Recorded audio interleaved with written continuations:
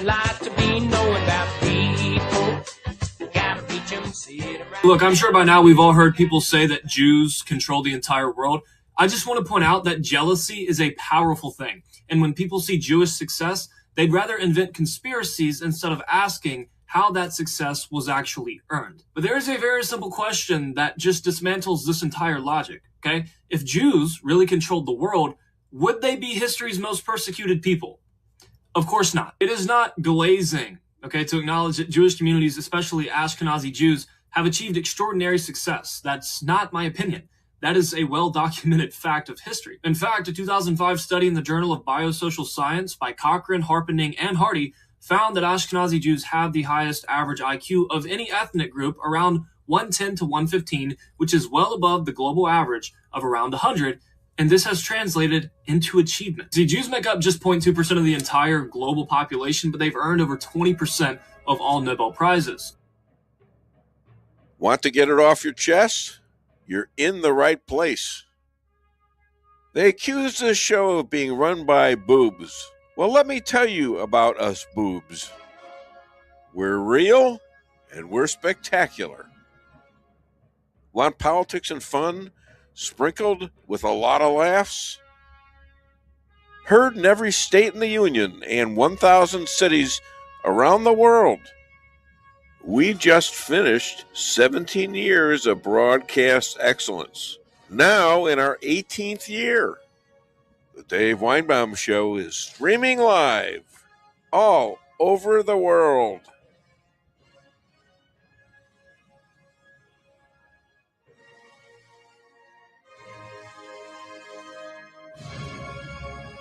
That's right. The Dave Weinbaum Show is back. 8 to 11 a.m.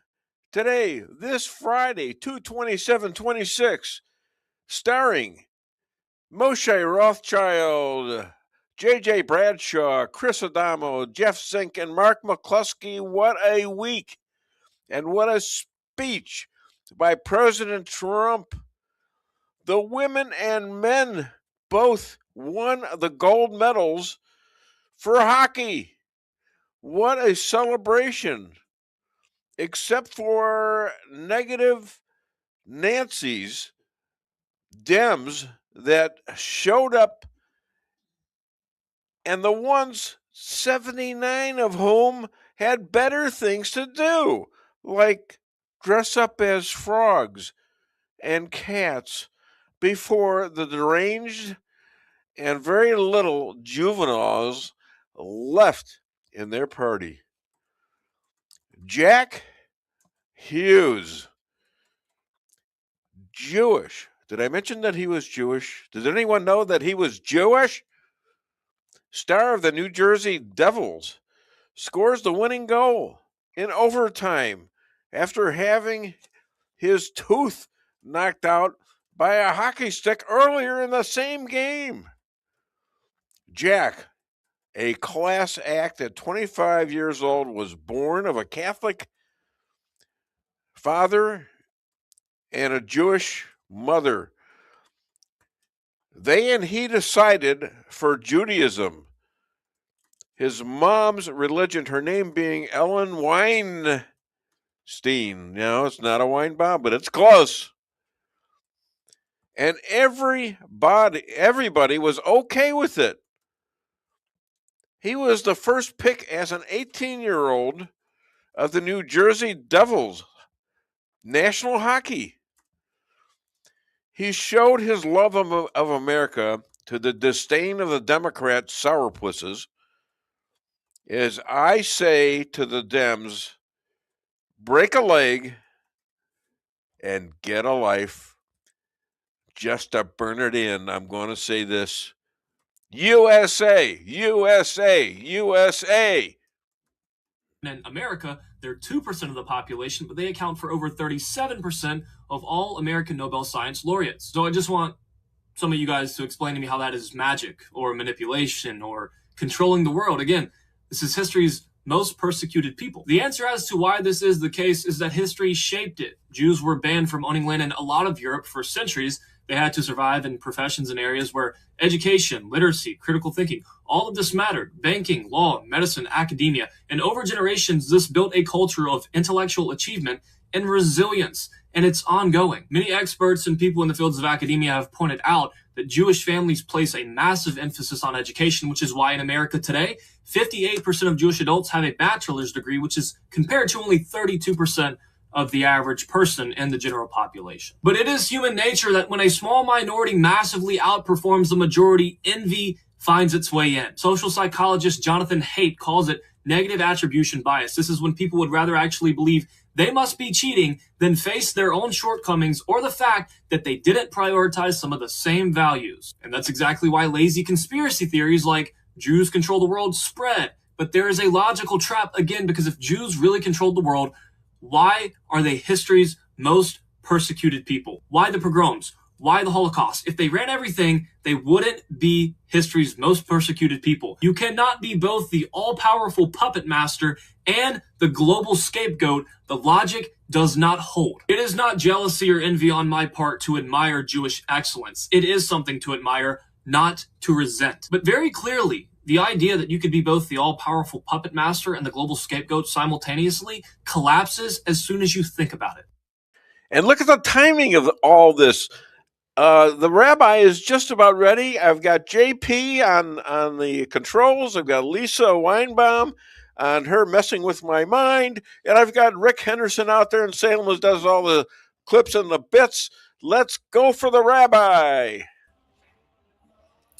Okay. That hat. What the hell is that? Okay, that's funny. Ladies and gentlemen, wartime rabbi was to be on the board of peace and U.S. ambassador following Ron Dermer from Israel, but none of that stuff has worked out yet. But he is a hero of the IDF widows and their kids. Please welcome all the way from Israel, Rabbi Moshe Rothschild. What the heck are you wearing? Is that a New Jersey hockey hat? No, straight from Poland. Yeah, well, whatever. They got hockey in Poland too, you know. Yeah. J-Post, Trump advisors want Israel to attack first with Iran if it comes to that. And this comes after the U.S. Sends Israel F-15s. So what's really going on there?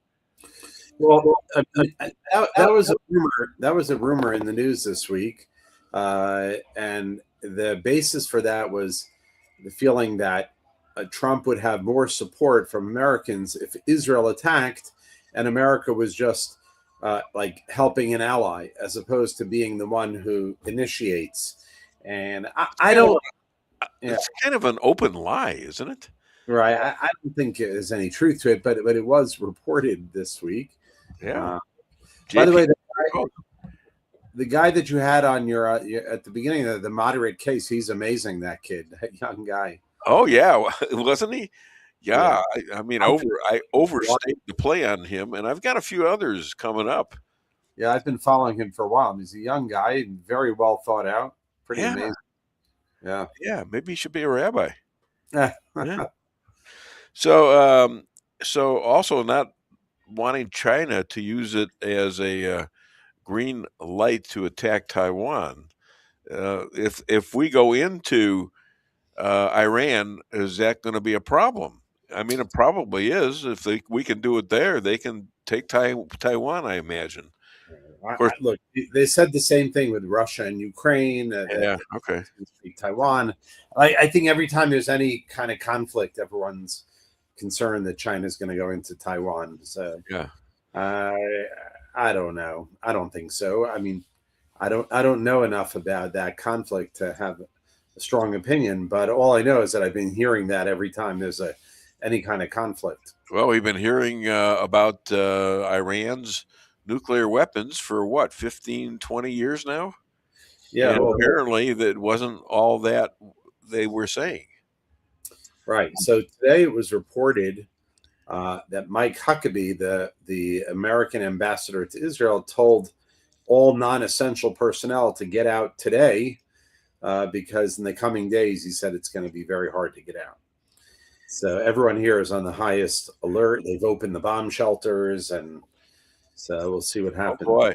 Yeah, Weekend. well, I mean, what do they have left? I mean, what does Iran have left besides just killing their people and a few guys on top?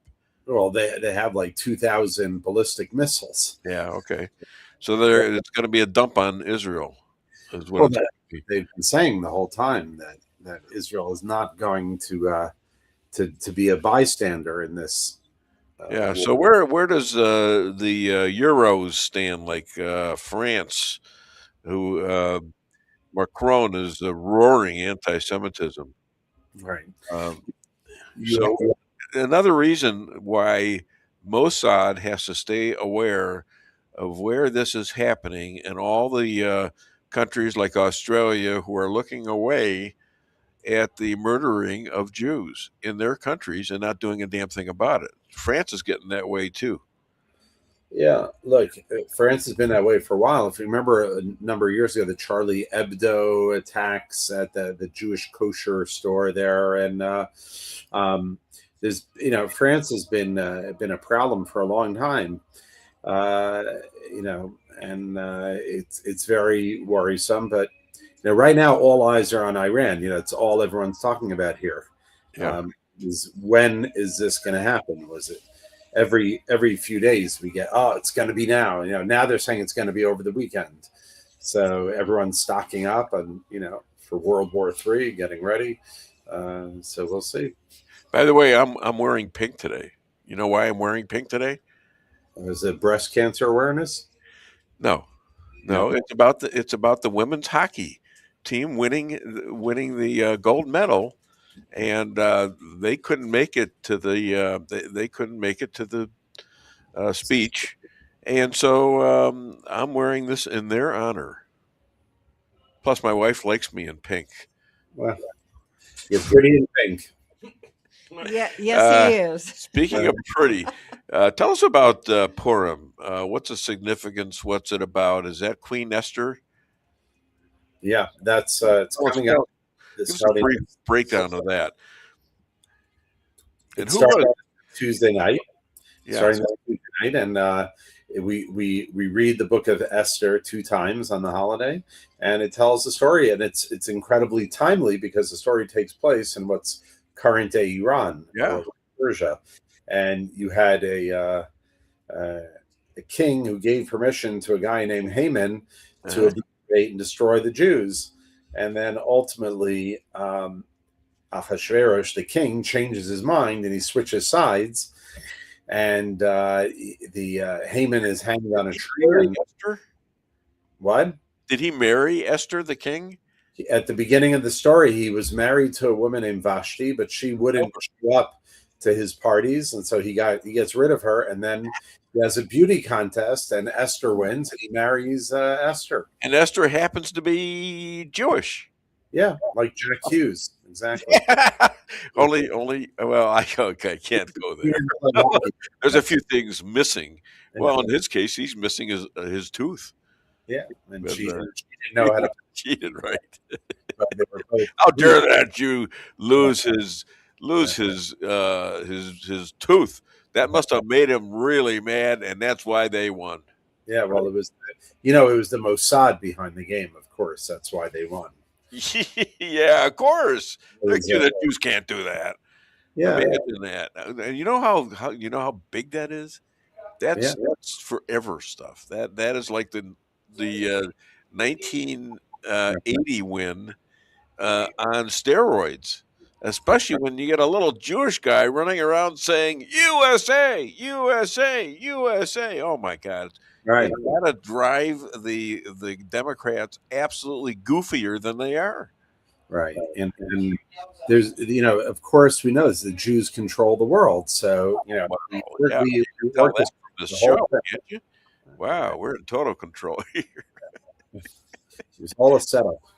Yeah, it's why we're all wearing guns these days, So why are others calling Jews Zionists if it was as if it was a bad thing? Wasn't Jesus a Zionist? Like people, people are so dumb out there. To be honest, I don't know what other way You to got put it. smart people saying this stuff, like Tucker Carlson, Oh, you know, and there's Candace Owens. Oh my God, they're Tucker, all into Zionists and how evil it is. What Tucker does is Zionism mean? Tucker is evil. Let me just explain. Tucker Okay, is evil? Tucker is without question he's evil. Yeah. The Zionism is simply the Jewish longing for a return to our homeland. The word Zion is a biblical word, Zion. That's how it actually pronounced. And it's the longing for the Jewish people to return to our natural homeland. If you're an anti-Zionist, that's like saying I'm against the Bible. I am against the fact that the Jewish homeland, right, that Israel, Judea, belongs to the Jews, and God gave it to them, and their longing to return is illegitimate. That means you don't believe in the Bible, which means you cannot be a good Christian. You cannot be telling me on the one hand I'm a Christian and I'm an anti-Zionist. So just take the gloves off. Just say it. I don't like Jews. I hate Jews, and therefore I'm an anti-Zionist because I'm an anti-Semite. There, you cannot take the two apart. I'm sorry, they cannot be dissected. And when people start to try to create this nuance, I'm an anti. You want to tell me you don't like Israeli policies? Fine. You want to tell me that you don't want Israel to undergo judicial reform? You don't like how they're handling the war in Gaza? That's one thing. But to tell me you're an anti-Zionist means that you're against the state of Israel, that the state of Israel should not exist. And that's if Jesus could be explained as a Zionist, you're also swearing against Jesus. That's a big deal because you're counting on him to get you to heaven. That's right. And that when in the Bible, it says it in the Torah and the Tanakh, love your neighbor like yourself. And in the New Testament for Christians, Jesus repeats that. Who was he talking to? He was living amongst Jews. He was saying, love your neighbor. Who is he talking about? Right? And how dare you come out and create this anti-Semitic rhetoric and all that and tell me you're a Christian? You cannot be a Christian and hate Jews at the same time. That is not if you want to go to heaven. I mean, but the other thing that Jesus said, allegedly, and I wasn't there, you weren't there, is that even if you don't believe in me, I will forgive you. So what does that mean? What do we don't have anything to lose. If he is who he poses to be, or most of the world believes he is, then and then they're telling you, Jews, if you're going to hell if you don't if you don't worship Jesus. Well, okay, now he's absolved all of us anyways. Right, look, I can't get into the theological, like the depth of theology, but it's very, very simple, and like I would say to some Christians, like tongue in cheek, but it's not even a joke. Every time you say the word Jesus, don't say Jesus, say David Schwartz, okay? Because he's a Jew. Say and see how that feels. That's my cousin. Right. So I'm saying, see how that feels. It's like because they de-Judaize him. And not only him, he had his people around him. Who were they? They were all Jews too. Right. Yeah, and so he was pissed off at some of the Israeli government at that time, and he argued against them. Well, why is that different than any other time? Half the people in Israel don't like Bibi Netanyahu right now. Right. Look, I'm okay if people don't like Netanyahu. That's one thing. Yeah. Netanyahu, I don't like him. I don't like half of Israel doesn't like him. But stop telling me you're an anti-Zionist, but you're not against Jews. It's not true. You cannot separate those two. I'm sorry. As much as you want to try, there's two. Well, something has happened to what's his name? The guy that's turned on us, Tucker. And something, he used to like Jews. He used to like Israel. He's saying the opposite things he said just months ago. Right. That was complimenting Israel, and now is disdaining them and really he's calling for us Jews to have a blood test to see whether or not we're really who we say we are. What Tucker is that? is bought and paid for. Like, By whom? there's no question in my mind that he is bought and paid for by Qatar. Does he need the money? I heard he was a very wealthy guy. Qatar, yeah, okay, I'll buy that. He says there's no Christians in Israel, and in Qatar they've got lots of Christians. No, he didn't quite say there are no Christians in The Israel. Holy Land. He didn't say no Christians in Israel. What he said was there's twice as many Christians in Qatar, Okay. which is not true. You do not have any Christians who are Qatari citizens. You do not have any Christians who have any rights there. And they're simply foreign workers who are there to serve the Qataris that happen to be Christians. In Israel, you have 180,000 Christian citizens who can vote, who can run for the Knesset, who can sit on the Supreme Court, who can have jobs, who can build churches, who can And also fight with the IDF. 100%. So again, Tucker knows this. All he's doing, he hates Jews. It's obvious. He hates Jews, and so he's looking for ways to dismantle the relationship between Israel. If he hates Jews so much, why did he switch his mind? Because in his mind, just a month ago, or 2 months ago, or 3 months ago, he loved Jews. What is that? Is there enough money in the world that would make him do that? 100%. If you want to be relevant and you want to make money, look what happened to Candace Owens. Yeah, well, I'm watching what she's doing too. I'm amazed. We've had some contact, and she's the same thing. She married a Catholic guy. I urge everyone to watch this guy, The Moderate Case. This guy on Facebook, and he's on Instagram, he's on YouTube, and he addresses all of these things, But when we watched Mike Huckabee, like this week, talking with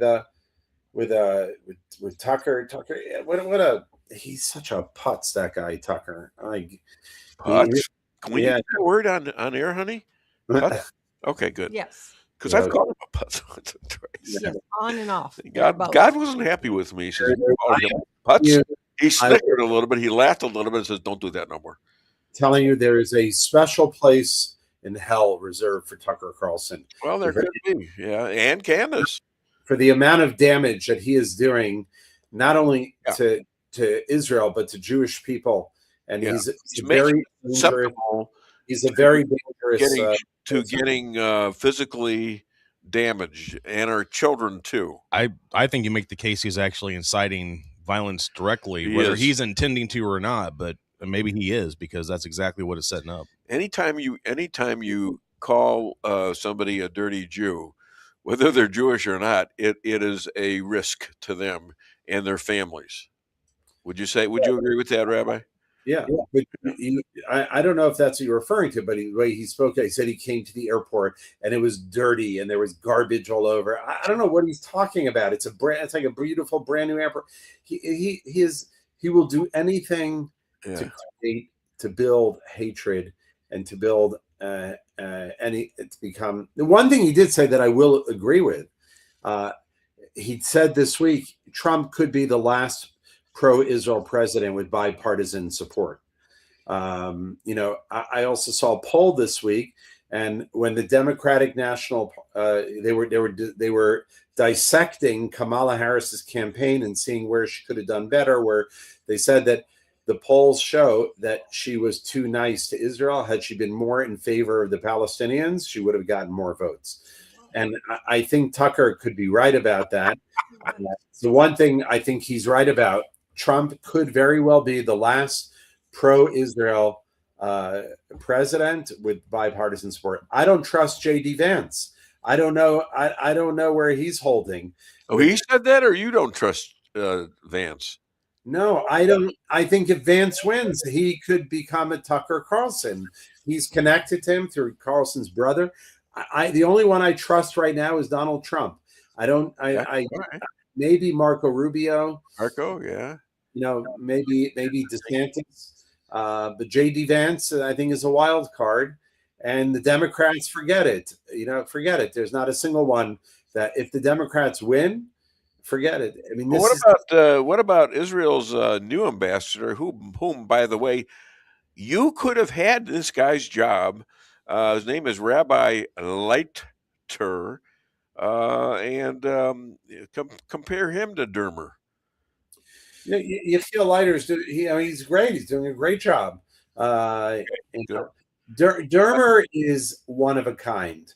Dermer is a person of a giant intellect. Yes.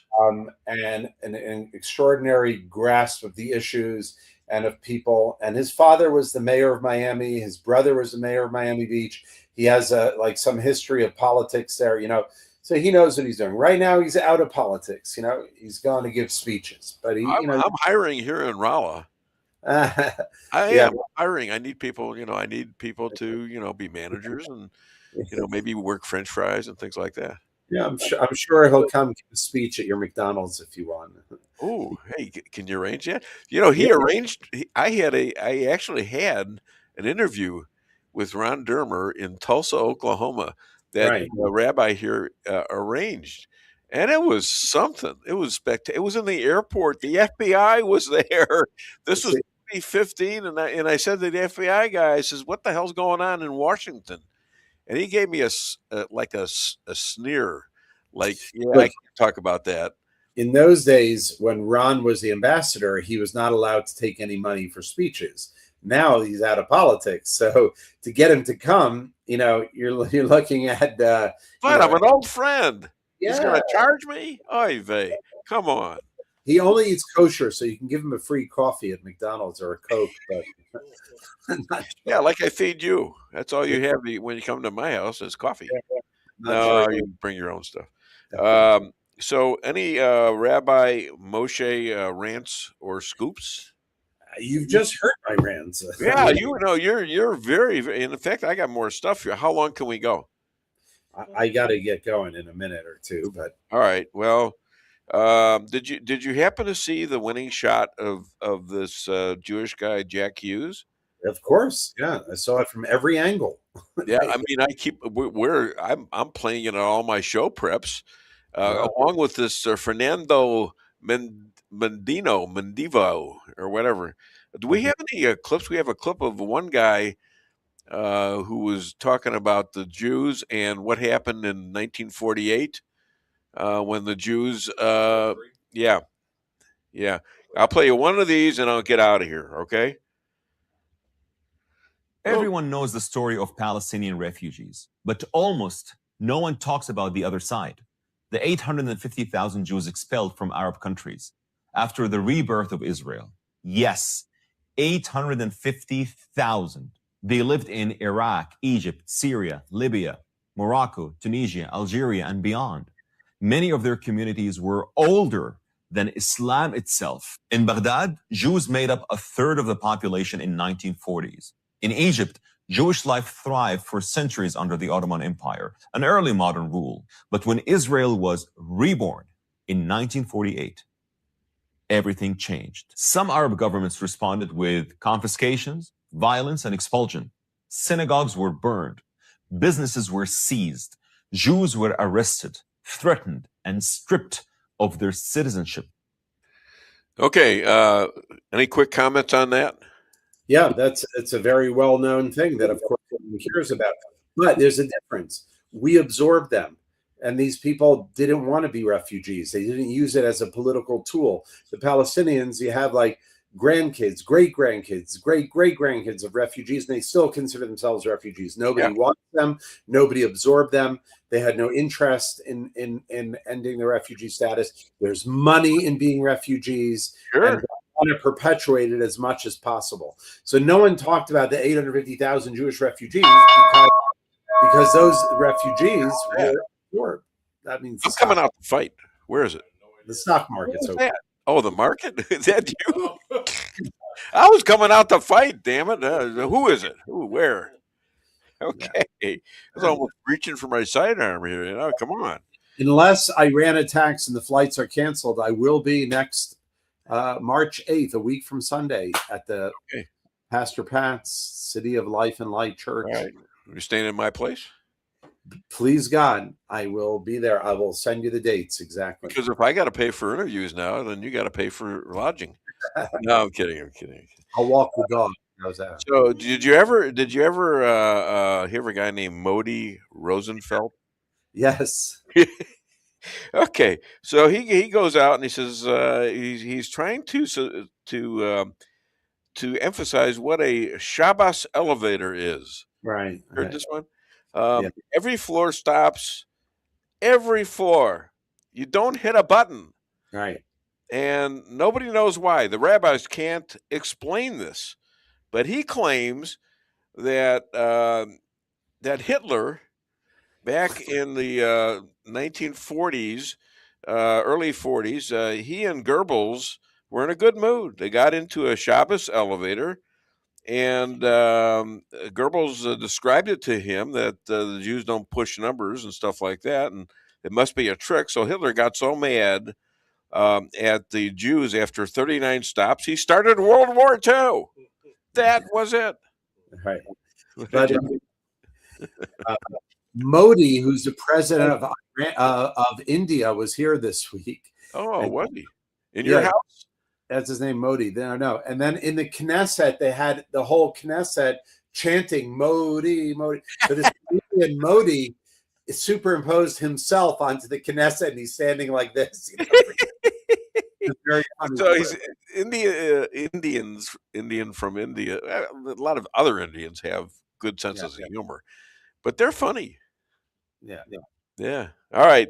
Other than Dave Weinbaum show, where can people contribute and read your book, Secrets of the Hebrew Bible? .org. They can go there, get a copy, worth every penny. Go to our website, IsraelAlliance.org, or Facebook.com/IsraelAlliance. We'd love to hear from you. All right. You're going to be in traveling on next Friday or what? I will be. That's right. I'm flying Tuesday You're night. not going to be on the show next week. I don't know. I'll let you know. Okay, let me know ASAP. Yeah. I don't have to explain what that means. Yeah. Because you'll look it up. Anyway, say hi to your family, okay? And Yonit and the kids and all that. All right? Shabbat shalom. Bye-bye. Bye. All right. That was pretty good. And now, do we have time for we got time for a we have time for a clip too, don't we? Let's play that baby thing with the baby POTUS SOTU. The baby SOTU. This is great. You got to see this. This is so funny. There you go. All right. Well, he's going to restore it. And what do you think, guys? That's right. That's on our Facebook page. So. Yes. Yeah. All right. Call the show 573-578-2700 or leave a comment, and we'll try to get to it. Okay, we'll try to get to the comments. All right. We always do. Yeah, there it is, right there. So now this one. I'm going to go and share it real quick so everybody can see it. And there we go, and I hope it's the right one. Okay, yeah, that's it. Hit it. Okay, here we go. As we ensure that all Americans can profit from a rising stock market, let's also ensure that members of Congress cannot corruptly profit from using insider information.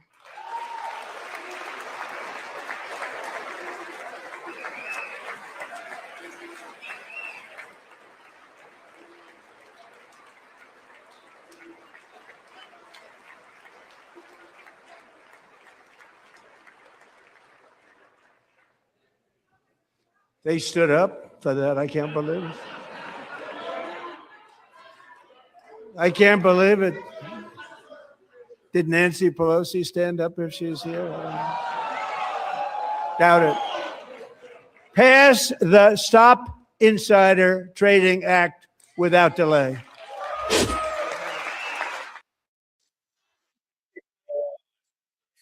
Yeah. All right, everybody, we're going to go ahead and take a quick commercial break. Yeah. And we're going to be back right after this. Yeah. Honey, what are you doing? What does it look like I'm doing? It looks like you're filling up a swimming pool. Yep, I'm filling up a swimming pool. In our living room? How else am I going to watch the game and stay cool? If your AC is on the fritz, call Hartley's Climate Control. Hartley's is the area's best in HVAC repairs, installs, and maintenance. Knowledgeable, honest, and dependable. Serving Rolla and the surrounding areas for commercial or residential needs. Hartley's Climate Control. Community born, community raised, community serving. Call Hartley's Climate Control today at 573-368-3163.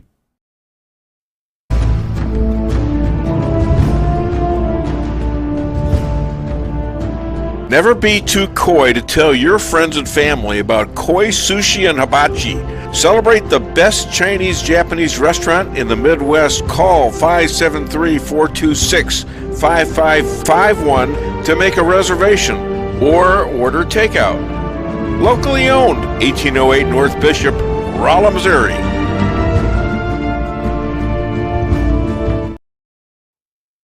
We can sum up McDonald's new crispy chicken sandwich in one word. Crispy. But also juicy and tender. Okay, it's crispy, juicy, tender. All one word? But then, also pickle. Oh, and potato bun, which is two words. Okay, we can't sum up our new crispy chicken sandwich in one word, so you'll just have to try it to understand it. Order ahead on the McDonald's app at participating McDonald's. Ba-da-ba-ba-ba.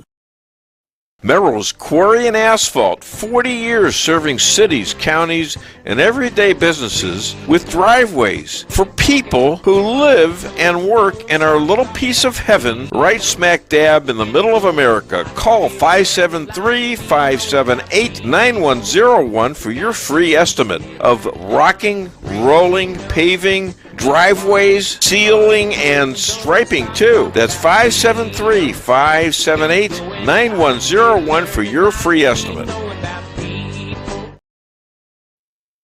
Your home is your castle. You don't need unwanted hassle. Don't let those creatures move in to stay. Let us protect your investments. That's what we're all about. Plank Termite and Pest Control will save the day. Plank is locally owned and family operated right here in Rolla, a Google preferred business. Our customer service and your satisfaction is our number one goal. So call Plank today at 368-3333. Plank Termite and Pest Control will save the day. At your locally owned Price Chopper, our standards are high because we know yours are. See for yourself what an incredible fresh selection of grocery items we have in store. Talk to our expert meat associates about what you're looking for. They're happy to meet any special requests like custom cuts, or see our expert produce associates on how to pick out the best fruits and vegetables. Quality in the deli means fresh, full flavor, and always delicious. If you're craving fresh baked goodness, we have that too. You can expect the best selection and the best value while interacting with our friendly and knowledgeable employees.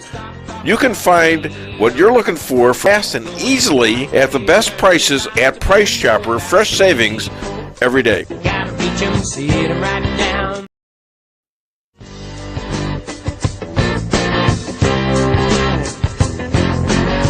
Insurance going up like crazy? Daniel and Henry Insurance is one of the largest private insurance companies in the world.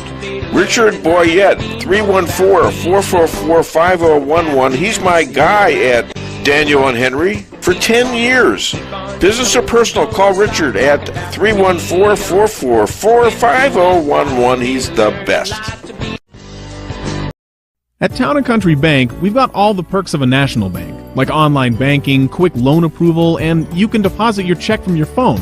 But that's not why our customers love us. They love us because we still offer hometown customer service. Stop by one of our 2 Rolla locations and let our friendly team remind you how special hometown banking can be.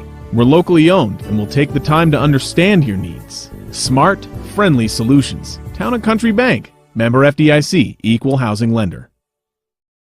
Hey, Weinbaum fans, PRC of Rolla's annual Banquet for Life is coming up on March 5th. Join us for an amazing meal and an unforgettable evening as the pro-life faithful come together for the cause of life. Go to supportmyprc.com and click on the banquet link to register. Thanks to our corporate sponsors, your cost to attend this event is covered, but you'll be asked to make a donation at the end of the event. Go to supportmyprc.com to register. or call 573-368-5700. Okay, we're back. We're back, and we're waiting on JJ. He's going to be on in about 15 seconds, according to the clock here, but that doesn't always make a difference. In fact, if we put something on here, there he is right now. Look at that. Perfect timing. What a smart guy he is. Perfect timing, right on the nose, all right? Just like he ought to be. And ladies and gentlemen, this man is 257 years old. Of course, he wasn't dressed apparently all the way. He was showing a little T-shirt action there. And this guy is a brilliant guy. He's also an expert at guns. He is a veteran, and we owe him a lot for that too. But he was born at a time where he hung out with Thomas Jefferson, George Washington, guys like that, and hung out at this one bar in Virginia, about the only one there was there back in the 1700s. Helped write the Constitution with those guys. Please welcome from Rolla, Missouri, John Jeffrey Bradshaw. Well, good morning, Dave. Hi, JJ. Good. I just had a wild conversation with the rabbi. Oh, that was excellent. Did you like that? Oh, he was. Always enjoy the rabbi. He's a fascinating guy. He is. He's going to be in town next week. He's going to be at. Yes, I'm going to have to miss that. I'm out of town while he's in town. Yeah. Yeah, story of my life, but I'll catch. You're going to be there for the for PRC. I am. Right? I'm actually coming back into town for that banquet and then going back out of town. You the man. You are the man. Well, that's high on my priority list. So, yeah, I'll be there. So will Gene.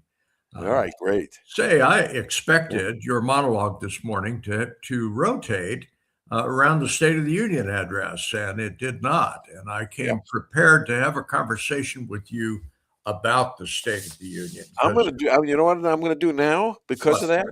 I'm going to play the clips I have. Well, do so, please. 7 and 8, please, for my man here who's not prepared, and apparently it was my fault. Well, Dave, everything is your fault. We realize that. All I have to do why are you sounding like my wife? All I have to do is talk with Lisa, and I will realize that everything in the world that goes bad is your fault. Stop it. It's okay. It's a conspiracy. It might be. It's vast right wing. Yeah, well, no, it's sounding more like the lost left right now. Yeah. All right. Well, all right. While you're waiting on clips, is back, bigger, better, richer, and stronger than ever before.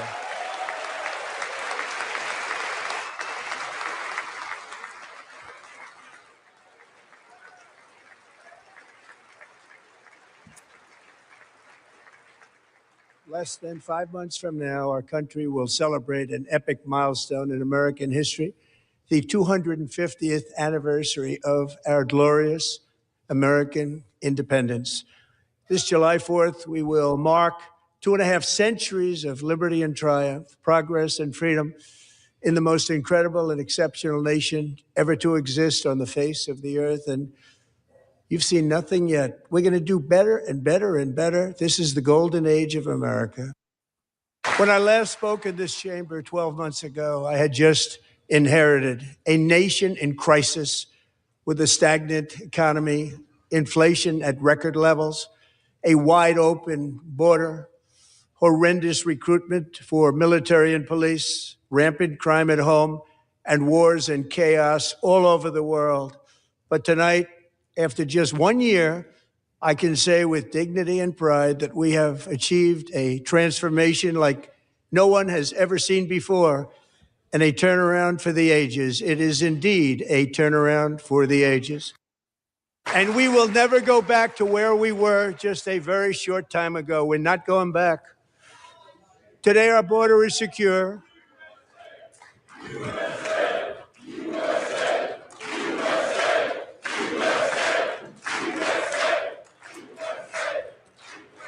Thank you. Today, our border is secure. Our spirit is restored. Inflation is plummeting. Incomes are rising fast.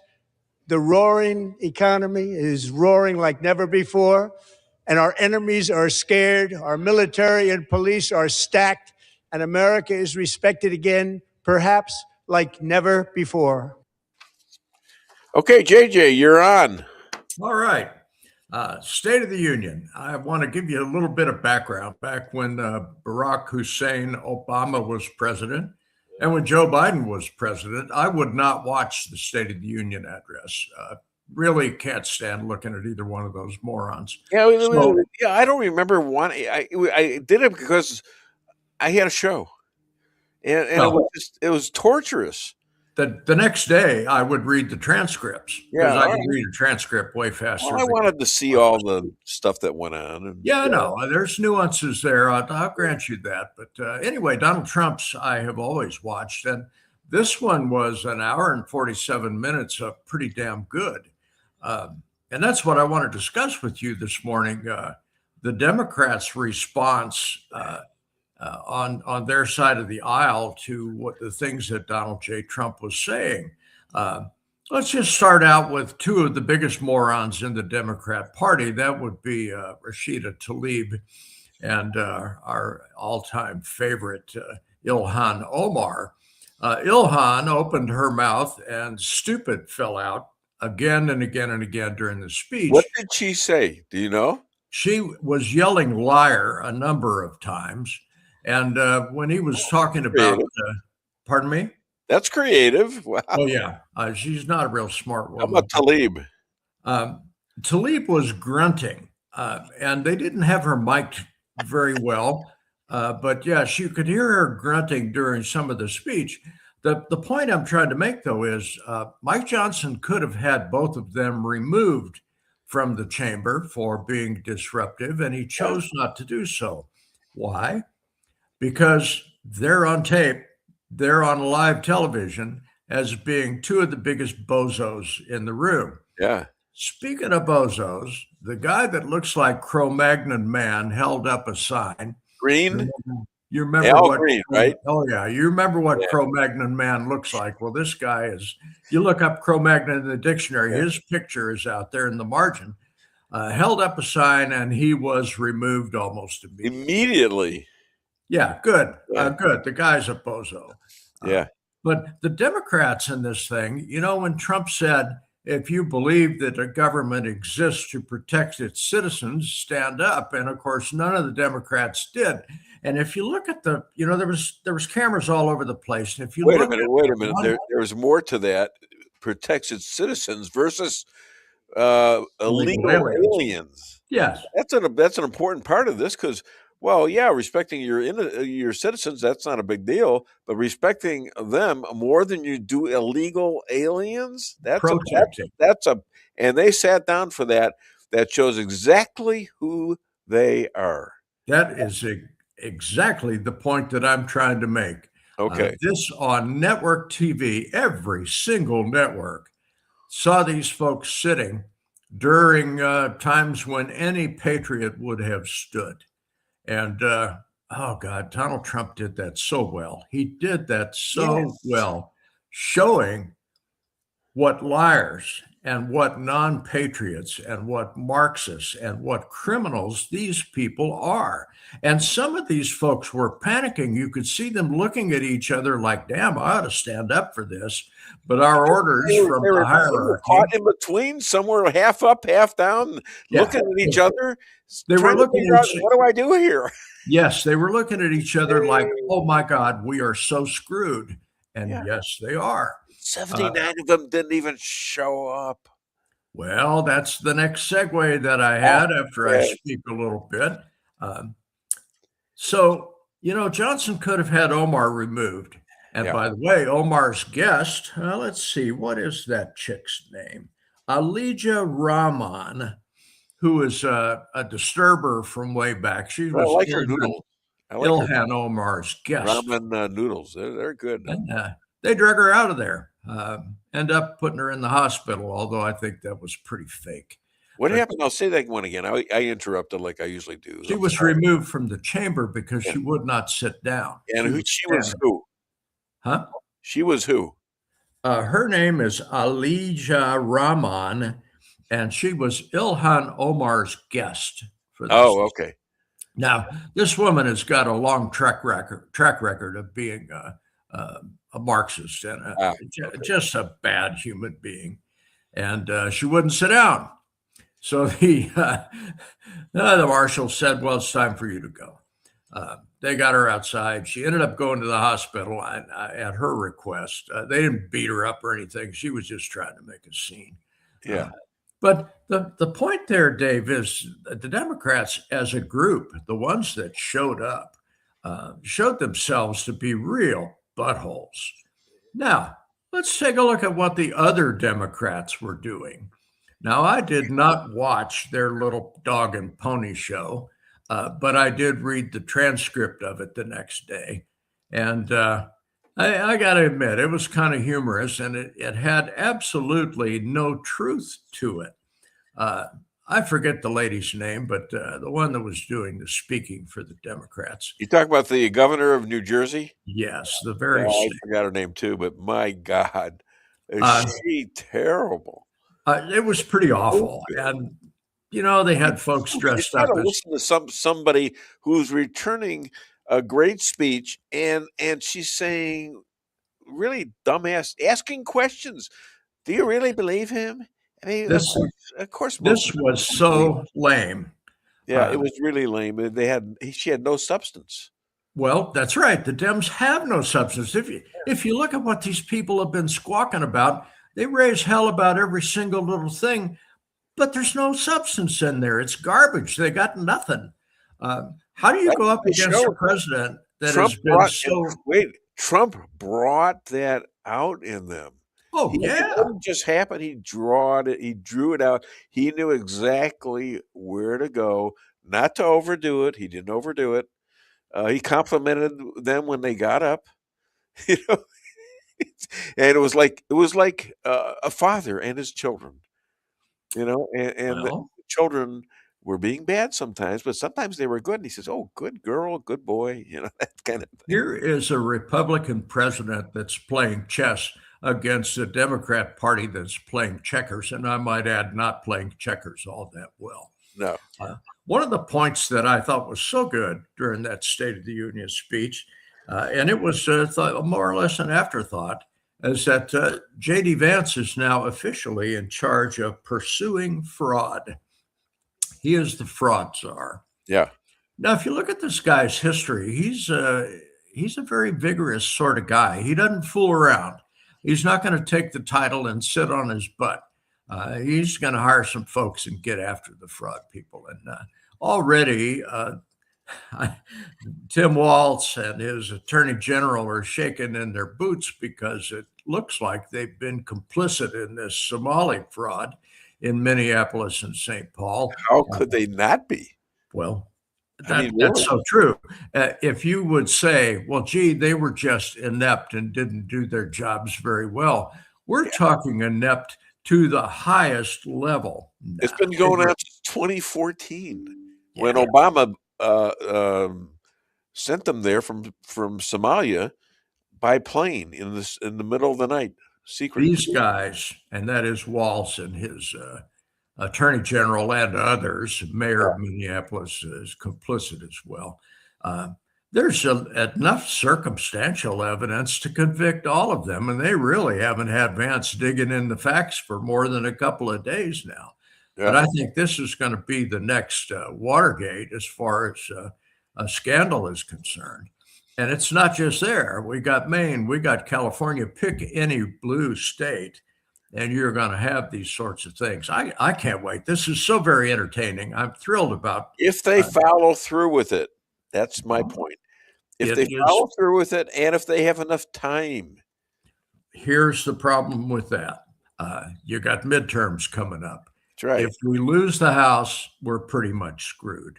We are. So the Republicans going to need to start beating on the drum and saying, look at the good things that we have done, and don't pay an awful lot of attention to the garbage that the Dems are throwing out. Well, and they have to stop the cheating, because that's what this illegal alien stuff is all about. They got them over. They're getting them driver's license. That's why they're accepting. They want to accept driver's license instead of other ways of identification because they've already made that legal.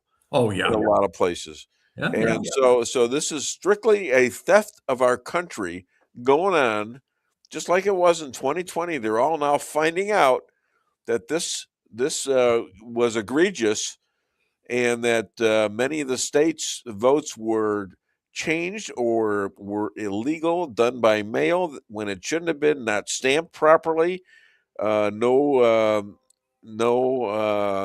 follow not even the folded process of a vote. Yes, mail-in ballots that were not even folded. Yeah. Okay, I wasn't prepared to talk about the SAVE Act, but since you brought it up, I'll talk about it. Okay. We'll see how well my prep is. The SAVE Act is sitting in the Senate right now. It barely passed the House. Yeah. And up comes the question of the filibuster. 60 votes is what it's going to take to pass this thing, unless the filibuster is passed by. In the last decade or so, there has been a silent filibuster where, in this case, the Democrats would say, we're filibustering this thing, and they don't have to do anything but sit. The Republicans have the opportunity, and I think they ought to take it, to turn the filibuster into a vocal filibuster, where a Democrat will have to get at the podium and talk without end to make the filibuster valid. And we need to do that. Why? Because the Dems are now going to have to get up and speak about this stuff. They don't want to talk about it. They just want to vote against it because it dooms their party.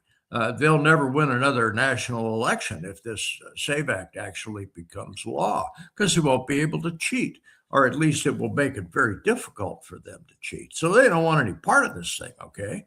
And all the Democrats will vote against it. So you'll never make the 60-vote margin unless you turn the filibuster into a vocal filibuster.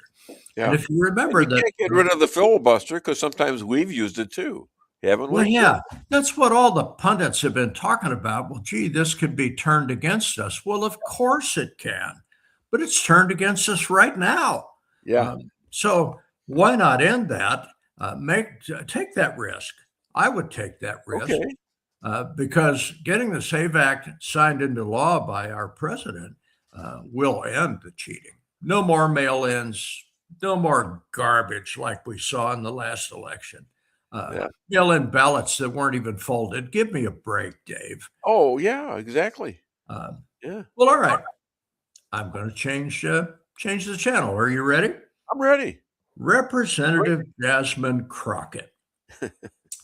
Representative Crockett, Democrat from Texas, believe it or not, is the leading Democrat Party primary person in Texas.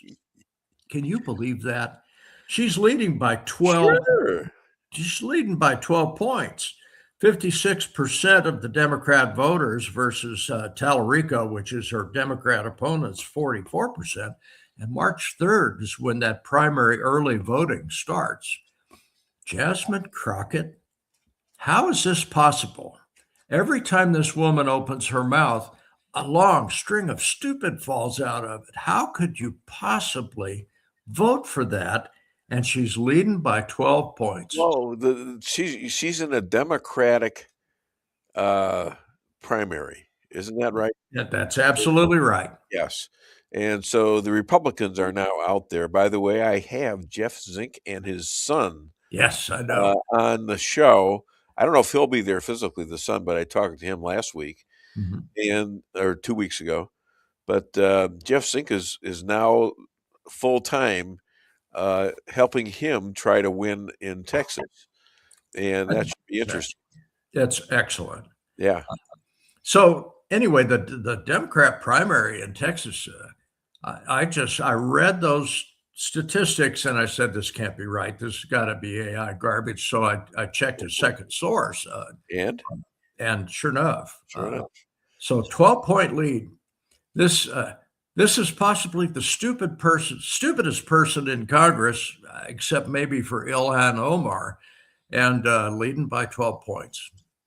Boy, the Democrats sure have slid down the slippery slope. Well, yeah, Democrats against Democrats. You got Kamala still thinking about running for president. For goodness' sake! I certainly hope she runs. Certainly, I will support her in the primary. Who would you support? Her or Newsom? Gavin Newsom. Actually, I would support either one of those for the Democrat primary, because anybody could beat them. There's no choice. Well, when is Fetterman going to finally switch over to the Republican side? I think that's fixing to happen. I hope he's being beat up by the Democrats terribly bad. What's his point? He's got no future in the Democratic Party. None. Zero. He's got some future in the Republican Party, I think. If he's serious about what he's doing, because it sounds like he think that the conservatives would welcome him, because he's possibly the most conservative Democrat in their party. He's more conservative than a lot of our rhinos. Isn't that the truth? Yeah. Got a parting shot for you, Dave. Are you ready? Yeah. I think we're up against the clock. Yep. Good. All right. Hillary Clinton testified before congressional committee yesterday for several hours, and of course denied any knowledge of Jeffrey Epstein. Never met the man. However, I have a photograph of Ghislaine Maxwell at Chelsea's wedding. Well, she said she was a little bit associated with her, you see. Well, yeah. What that tells me is, and Hillary's not the guilty party in this thing anyway, although she's guilty of a whole lot of other things. Bill is being interviewed today. Yeah. And there are many photographs of Bill with Jeffrey Epstein, with young women in a hot tub. He never was at the island, though. Bill was a horn dog if there ever was one, and the man is guilty. So the question is, and I'm going to be watching some of this on C-SPAN today, how bad is the guy going to lie? And is he going to lie to the point where he's in the trap and be convicted of lying to a congressional committee? I don't know. I'm looking forward to seeing that. Sure. Well, Dave, that's all I got. All right, let me read some of the things up here, because I'm sure some of them are for you. Patricia Odin Maxwell, sounding good, looking good. Go team. Thank you. Pastor Pat. Hi, Rabbi Moshe. We're excited to see you next Sunday. He's going to be at the church next Sunday. Good morning, Dave, Lisa, and JP. Okay, what about JJ? And that's well, he might have been before. Yeah, that's from. Go back again. I lost the name. Yeah, Richard Jeffrey. Okay, he's a star in this show. And Joe Dalton. Good morning, crew. He's got he's holding up three babies. Excuse me. Somebody is. Why do you do that every single time we go on air? John Jeffrey, I think she thinks she's part of the show with that, like it's funny. John Jeffrey Bradshaw, I feel so bad for Tucker Carlson. He has lost his mind. He has. He's crazy. Yeah, I would agree. And the rabbis segment is always fascinating. Now, aren't you glad I read this? Oh, absolutely. Oh, Richard C. Jeffrey. What would happen if every person in the United States bought a red car? We would have a red carnation. Oh, that's your honor. Oh, God. Oh, wait a minute. Oh, God. No, he's got another one. All right, one more, and I got to go. Oh, okay. Well, thank you. Thank you, JJ, for being a great guest as always, and always well prepared, and always a great discussion between us. Let's hear it for JJ Bradshaw. Thank you, Robert. See you next Thursday night. We'll see you too. Yes. Good day. I think we have my table. I don't know. My wife is killing me on this thing. No, I don't want to talk about it on the air. Nope. Is Gene coming? Yes. Yes, she's coming. Jean is coming. Yes. Okay. Okay. Thank you. Stop. Thank you very much. We're not doing this I'm on a done. show. No, you're never done. You were done. You were done when you said, "Okay, we won't talk about this anymore." Okay. What? It took an hour? Congratulations. That's a record for You're you. holding up the show. Okay. Well, I don't even know where the hell I'm at right now. All right, let's play something funny. Let's do let's do the Steve Martin one.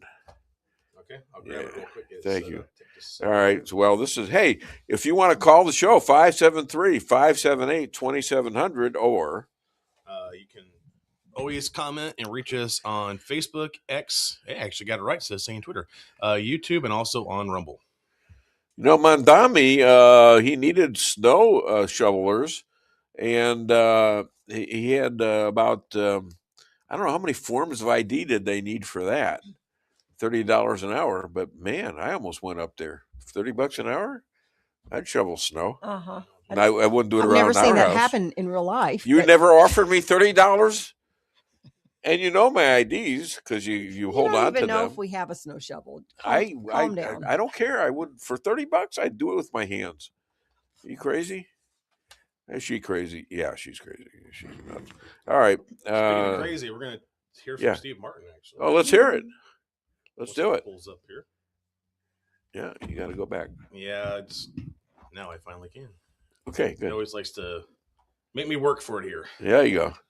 I remember one night many years ago, Paul called me. It was in the evening, and he said, "Steve, I'm so excited. I just finished a new song, and I just have to tell somebody." And I said, "Oh, great. What's the title?" And he said, 47 Ways to Leave Your Lover. And I said, "Paul, what if it were 50? 50 ways to leave your lover." And there was a long pause. And he said, "Go on." And I said, "Well, 50 has a nice ring to it, and 47 sounds a little awkward." And he said, "But, I've got 47. I can't think of any more." And I said, "Make a new plan, Stan."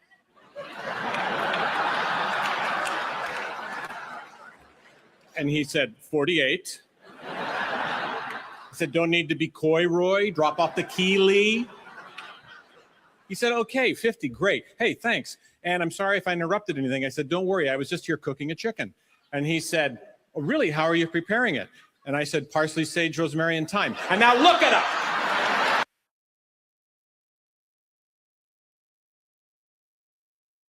Listening? All right. We're getting ready to. Okay. I gotta cue it up here real quick. Because I hate dead time. I know. I get it. Dead time is not good. Even while you're looking for stuff, you got to talk. Do you want me to turn some volume on something? Don't talk about no. No. I can help. But you do it in the middle of stuff. We're busy talking, and all of a sudden I'm hearing the show from your phone. It's just accidental. Every time? Yes. Every time you come in here, that happens. No. Oh yeah. You know it does. All right. Geez. Sign fell for us. All right, let's do it. Good. My gosh. Thanks. Hit it. I am for open immigration, but that sign we have in the front of the Statue of Liberty, "Give us your tired, your poor, your huddled masses."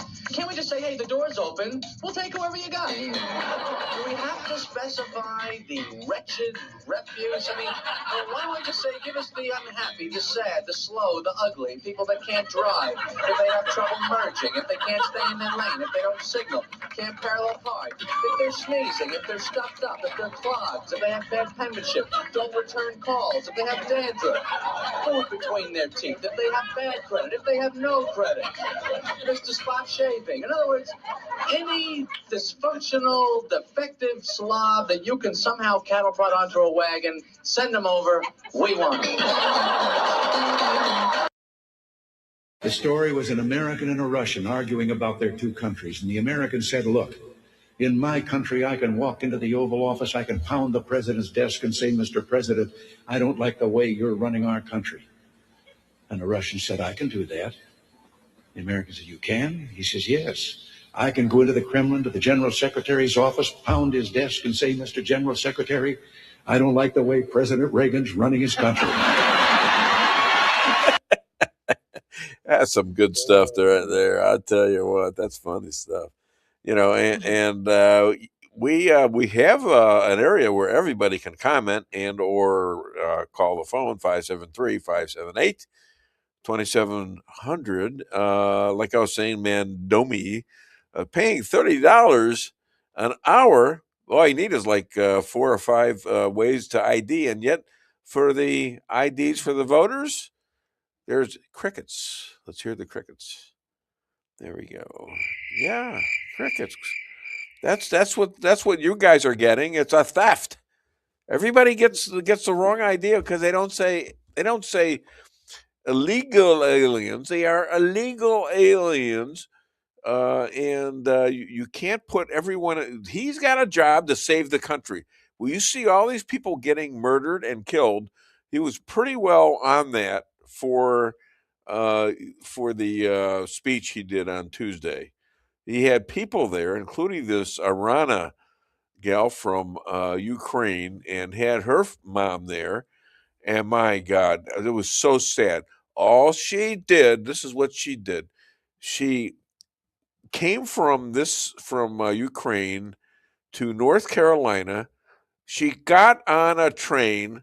There was a black guy behind her, and she was just sitting there minding her own business.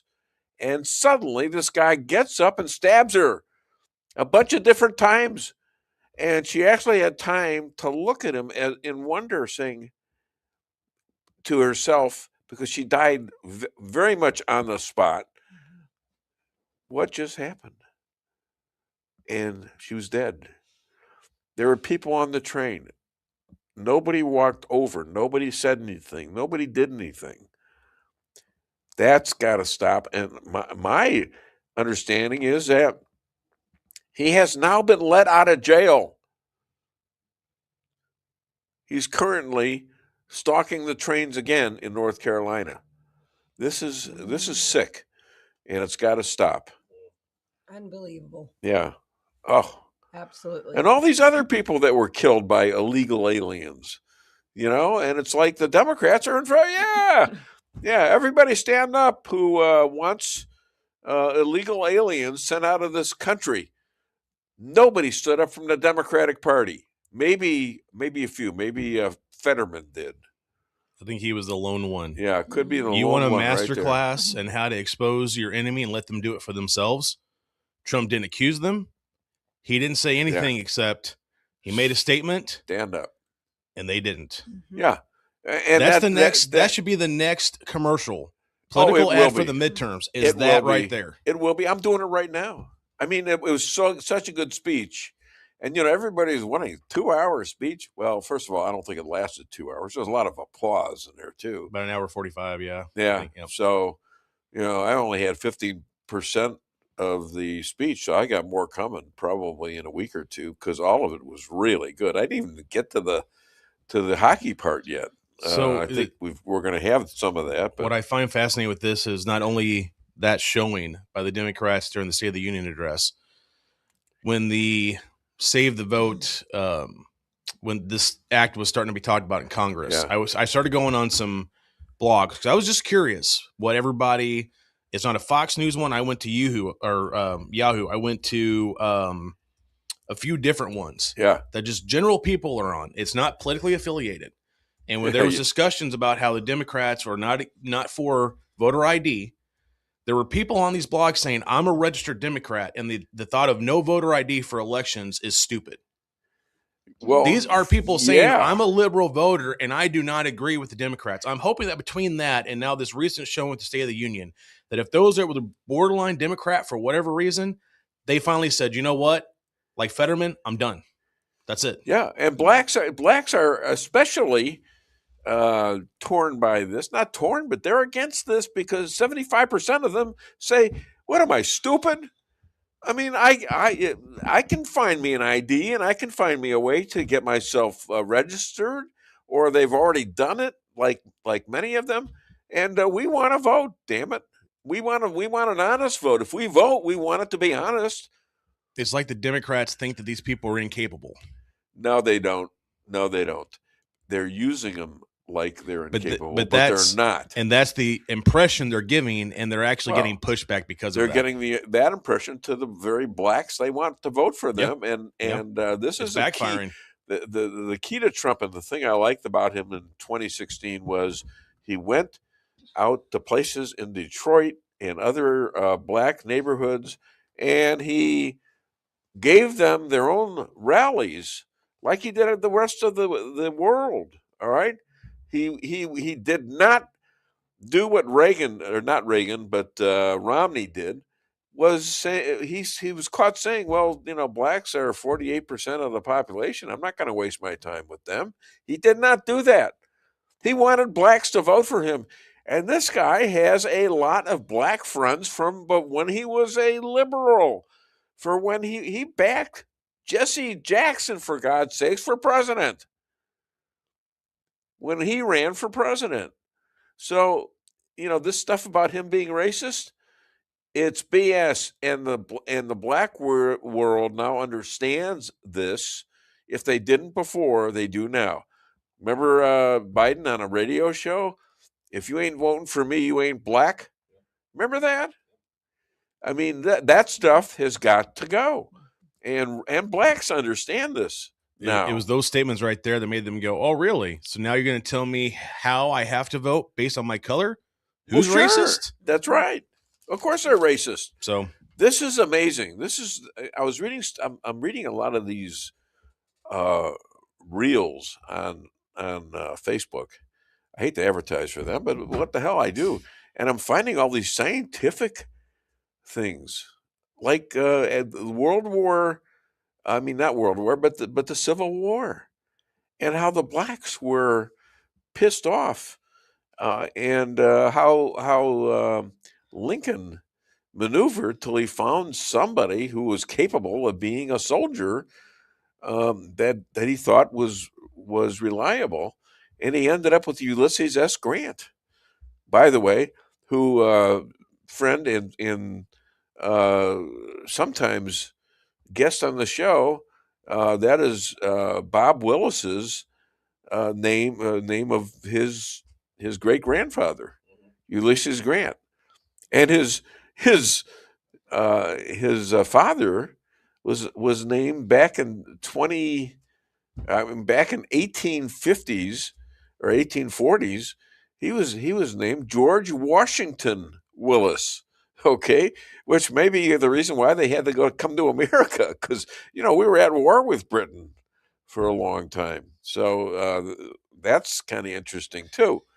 But what they found in Ulysses S. Grant is that he's somebody that didn't give up. He's somebody that would fight and fight and fight till the end. That's possibly one of the ways they had a lot of casualties in the Civil War. Okay, but it came to him, and he wasn't all that bright a guy. He didn't do really good outside of the army. He was a poor businessman. He wasn't real good.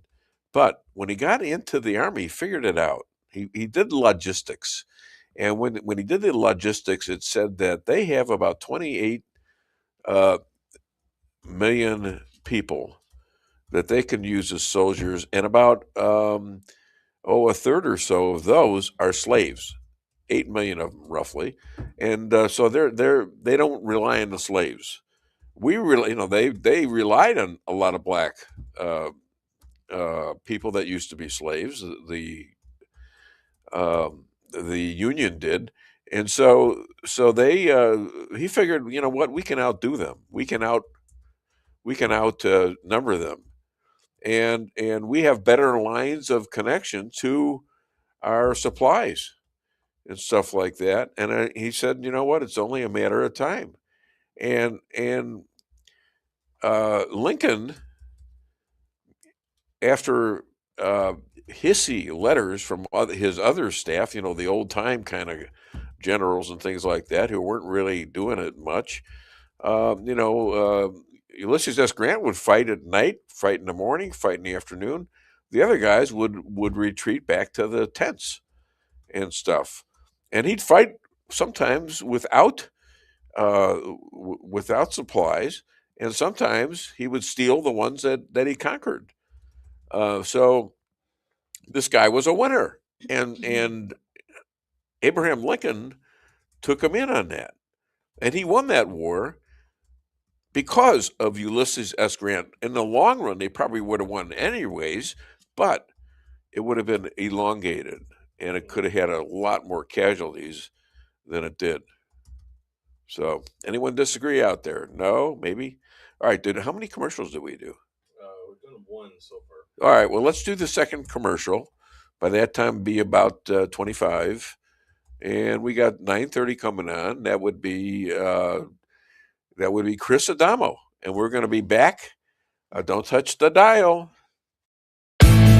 With warmer temperatures right around the corner and allergies ramping up, now's the time to get those AC units serviced. At Hartley's, we pride ourselves in offering outstanding service with fast response times. With proper maintenance, you can make those hot days be a lot cooler and remove those pesky allergens that always seem to find their way into your home. Call us today so you can be living a much cooler and healthier life. Hartley's, community born, community raised, community serving. Call Hartley's Climate Control today at 573-368-3163.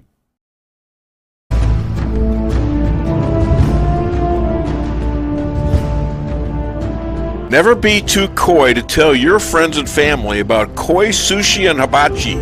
Celebrate the best Chinese-Japanese restaurant in the Midwest. Call 573-426-5551 to make a reservation or order takeout. Locally owned, 1808 North Bishop, Rolla, Missouri.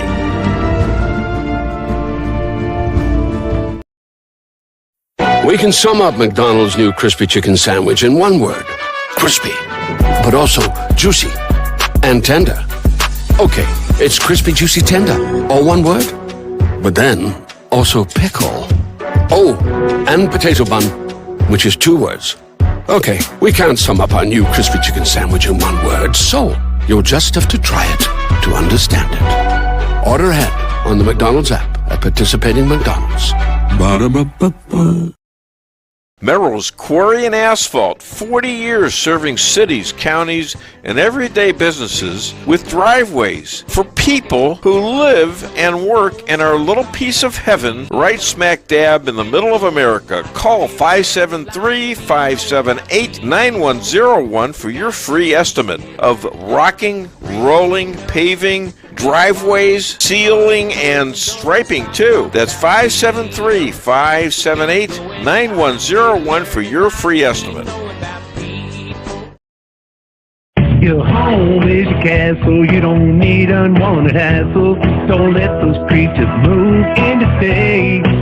Let us protect your investments, that's what we're all about. Plank Termite and Pest Control will save the day.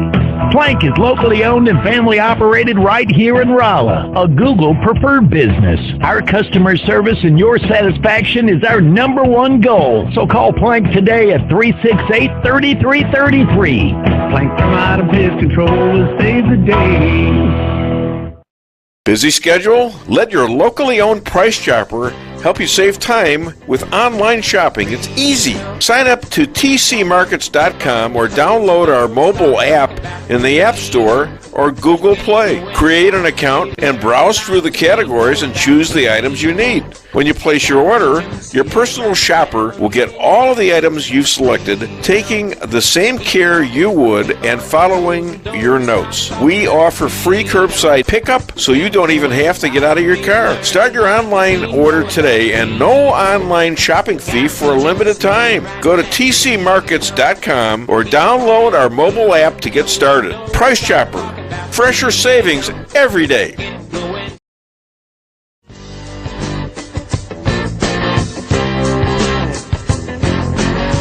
Insurance going up like crazy? Daniel and Henry Insurance is one of the largest private insurance companies in the world. Richard Boyette, 314-444-5011. He's my guy at Daniel and Henry for 10 years. Business or personal, call Richard at 314-444-5011. He's the best. At Town & Country Bank, we are committed to providing exceptional service to our customers. We do more than just provide loans for our community. We help make dreams become reality. Whether it's a new home, farm, business, or a new car, we would love the opportunity to help. Stop by one of our 2 Rolla locations and let our friendly lending team remind you how special hometown banking can be. Smart, friendly solutions. Town & Country Bank. Member FDIC. Equal housing lender.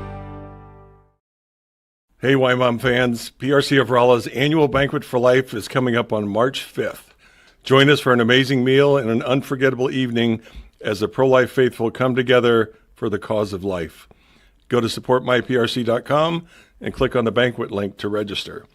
Thanks to our corporate sponsors, your cost to attend this event is covered, but you'll be asked to make a donation at the end of the event.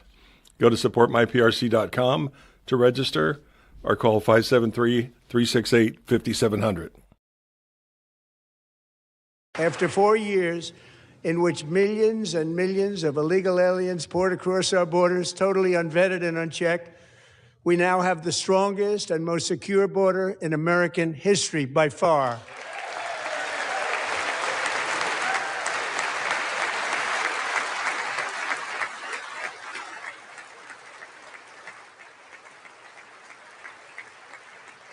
In the past 9 months, 0 illegal aliens have been admitted to the United States.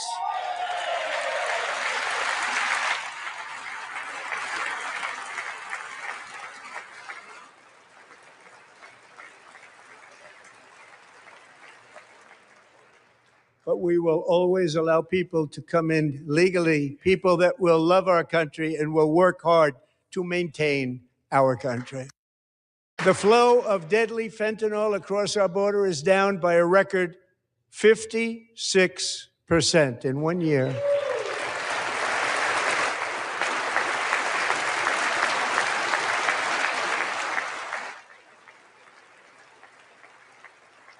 And last year, the murder rate saw its single largest decline in recorded history. This is the biggest decline, think of it, in recorded history, the lowest number in over 125 years, year 1900. In fact, substantially before my wonderful father, I had a wonderful father, Fred, before he was born, substantially before he was born. That's a long time ago. He wouldn't like me to say that, but that's a long time ago. The Biden administration and its allies in Congress gave us the worst inflation in the history of our country.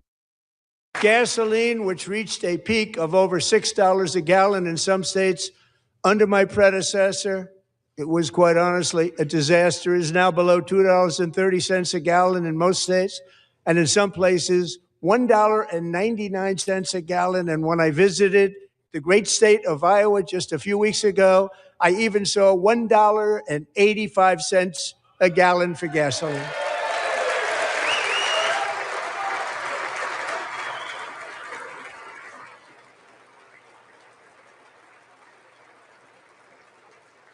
Mortgage rates are the lowest in 4 years and falling fast, and the annual cost of a typical new mortgage is down almost $5,000 just since I took office. 1 year. And low interest rates will solve the Biden-created housing problem while at the same time protecting the values of those people who already own a house. Okay, we're back, and we're waiting for Chris Adamo, and we're anxiously awaiting him, and we've got a lot of stuff. I just played a bunch of stuff off of the great speech that Trump did on Tuesday night. The SOTU, State of the Union. SOTU. I like the way that they have names like that, you know. CPAC, what is that? CPAC. I guess it's a package of BS. No, CPAC is actually pretty good. But look what we got there, and we have a gentleman looking at us. I think he's a gentleman. He is actually a wise guy in Wyoming. He never made the hockey team, but he backed Trump and shamed the Cheneys at the same time Please welcome all the way from probably Missouri, I'm guessing, Chris Adamo. He is also the author of Rules for Defeating Radicals and a good friend of General Flynn. Is that correct? Yep, that's correct. How you doing, sir? I'm doing good. How are you? Oh, I'm doing pretty good. Thanks for being on the show. I always appreciate you having me on here, even if you have to make me suffer through those jokes at the end. But make you suffer? Make me suffer. I mean, you have a low suffering. No, I have a high pain threshold, but really? But those puns, yeah, I think you practice. I think you hurt the stray dogs and stuff I in the neighborhood. I do give the ones that I think are the best. Oh gosh, don't give me the bad ones. For your it's type good of to talk to you. Enough banter. I'm teasing you, but you have an attitude towards my humor that hurts my feelings. Oh, gee. You're going to play the victim card now. You're taking Hillary lessons. I'm tearing up as we talk. You're taking Hillary lessons. Speaking of Hillary, she did a pretty good job yesterday of explaining her way as being not interviewed, but subpoenaed, interviewed by a select committee of the basically the Republicans. Yeah. If you notice afterwards, what she did was typical Hillary. She said, well, I never personally met Epstein. Now, what does this sound like? I'll give you a couple of quotes from the past. I did not have sex with that woman, Monica Lewinsky. Okay. Or it all depends on your definition of Monica Lewinsky, was it? She didn't have sex with Monica. No, but the point is that these are the Clintons. They are just as slippery as can be. And her whole thing of she didn't ever personally meet with Epstein. This is not about people who personally met with Epstein. If you ended up on a elevator or something, meeting somebody, I forget who it was, some communist or something, and that does not reflect on you because you met somebody, but that's the way they're going to recast every single issue. Well, it's all about who met Epstein, and this way Hillary is innocent and Trump is guilty. You see how they do it? Well, yeah, I know that. I know that's going to happen, but you have to understand that it wasn't just Republicans that demanded this. There were a bunch of Democrats that demanded this. So that says something. They don't have the allure they used to have. Oh no, and I tell you what, if they had any allure, they trashed their allure on Tuesday night there at the State of the Union. The Democrats totally, absolutely disgraced themselves with their horrible behavior. And they showed America who they are. I don't know if you remember last year, they were holding up those silly little lollipop signs. Yeah. And it's like, I remember, but it didn't have, Trump was ready for this. Yeah. I mean, there was no Nancy Pelosi in her power mode where she was ripping up his speech while he was saying it. See, a lot of the Democrats love that because they weren't too sure about Donald Trump. Well, now they have a different reflection off of him based on the 4 years he wasn't president and based on the worst president in our history, Biden, and the worst vice president in our history, Kamala. I mean, it was all horrible, and they knew what was going on. They knew eventually that the election was stolen. Election. I said some of us have been saying that for 5 years now, right? Well, yeah, but the problem is in the first part of it, you can't just say that it was stolen a month after the election. Or we could say it the morning after we saw that it was stolen.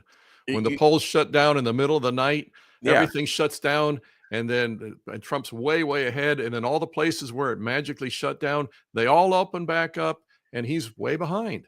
Or no, I'm sorry. Let me correct myself. He's slightly behind, just enough to where they can say they won it. Okay, but the point is, it flipped completely. Wrong. Everybody said it was wrong, and some people believed him.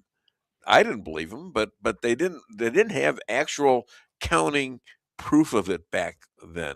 They had a story that deserved to be investigated, but you had Bill Barr in there saying, "Oh no, there was no cheating that would make a difference," and he was still the AG for Donald Trump.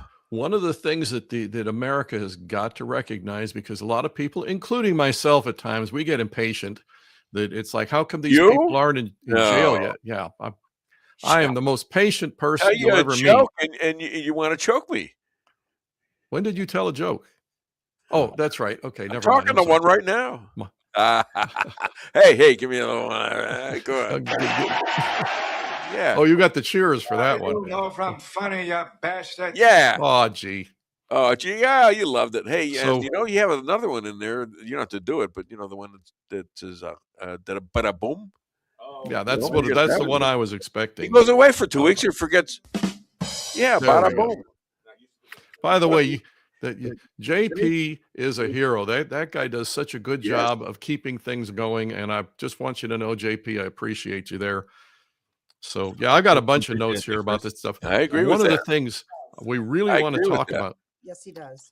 And he doesn't play. He doesn't play the show as a double like some people in this room might play the show while I'm doing an interview. Oh, was that you? I'm No. sorry. Don't let me interrupt. Yeah. Hi, Lisa. I can't stop you. Okay, so so the space race between Russia and USA. So what is that? Is that real or is it BS?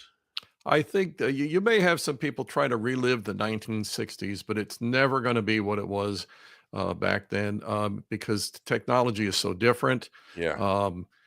The desire, the ability to fund these things is completely different. Back in the 1960s, the race to the moon was a pivotal deciding factor in who was going to win the Cold War. It was no less than that.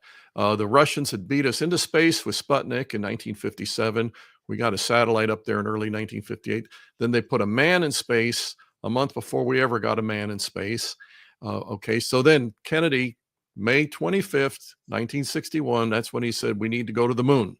Yeah. And he set the bar really high and said, America can do it because now we're putting our mind to it. Because what Kennedy understood was in the 50s, while the Russians were doing everything they could to advance their technology, the U.S. was kind of basking in the lull after the Second World War in Korea, and they weren't really all that interested. But the Cold War got kicked into high gear when the Russians launched Sputnik, because they were saying, we intend to technologically conquer America and therefore conquer the world. So when Neil Armstrong said, that's one small step for man, one giant leap for mankind, July 20th, 1969, and he set foot on the moon, the space race was over. We had won it. And the Soviet Union from that point forward was fading. Okay, now completely different dynamics in 2026. We got Elon Musk doing things with his essentially private company, SpaceX, that the big NASA contractors can't accomplish. Yeah. And, we got rockets. I mean, the rocket the size of the Saturn V and its first stage comes down and lands itself back on the launch pad. Who would have thought? 1 million satellites. 1 million. There's like 14,000 out there right now. Within a year, he's going to have at least 1 million. Yeah. And we're seeing, and this, again, the worldwide impact is just hard to grasp. For one example, and I don't want to go off on a rabbit trail here, but just look at the fact that the people of Iran are able to actually stay in communication, even though their government shut down the internet. They're able to stay in communication with Starlink because of Elon Musk. Okay. So the geopolitics of the world are being affected in ways we never would have imagined. Okay. So in the midst of this space race between the U.S. and the Russians is really might be interesting to watch. Don't leave out China. Oh yeah, and China's going to get in there and try and do what they can too. But it actually is not. It's not the defining situation like it was in the 1960s. Yeah. Okay. All right. So can you imagine the Dems praying to God like Trump's GOP did Tuesday, just by his speech? Yeah, you got Schumer, you got Wasserman, Nancy, Bernie, Pocahontas, all these people in there, and I mean, do they actually pray? Do they believe in God? Well, It's I could talk with you. I got a whole topic I could talk with you about that, what's really going on, because again, all of this stuff is we tend to see it just focusing on the moment. There's a big picture behind it. Again, I'm not digressing here, but the Epstein situation, in our minds, the Epstein situation was about pedophilia and raping and trafficking kids. And that was just the tip of the iceberg. That was the snare. The Epstein situation has been about global control and using that to get people in a compromising position so they can be controlled. Okay. Every one of these situations you're describing, including the prayer thing that you just mentioned. Yeah. We're seeing the outward symptoms of something much deeper. Okay. And you're absolutely right. They had the prayer meeting right before the State of the Union. It was a Judeo-Christian American prayer meeting, bunch of good people getting together. Yeah. What do you have amongst the Democrats? You have an allegiance, and I'm not exaggerating here. You have an allegiance with Islam. Okay. Yeah. Now, the Democrats are not necessarily Muslims, and the Muslims are not necessarily Democrats, but they both see each other in the current moment as allies because they're both anti-Christian, anti-Western civilization, anti-America. And so they'll join forces to try and bring us down. And then at some point in the future, the leftists are going to find out that the Muslims hate them just as much as the rest of us, but they saw them as useful idiots in this time. This time they'll coordinate. Right. No, I agree. Look on your college campuses. Yeah. You look at the fact that on your college campuses, your protesters, your pro-Palestinian protesters, they're the same Antifa crowd that's protesting ICE. These people. How about that? Yeah, and so if we're going to take sides in this, you try and say, well, okay, I don't agree with all of this, but I'll side with these. But you're going to join forces with them. You're going to be on one side of this fence or the other, and that's the way it continually works out. Well, and if you look at what the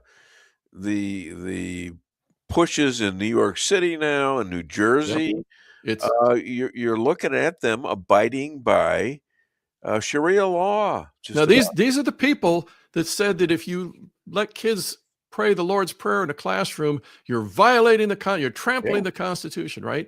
Okay, and if you look at Mamdani, just for one example, the only way he got elected in New York was because the leftists joined with the Islamists. Yeah. And now they're all shocked because he's a communist and he's confiscating property and he's raiding the teachers' pension fund.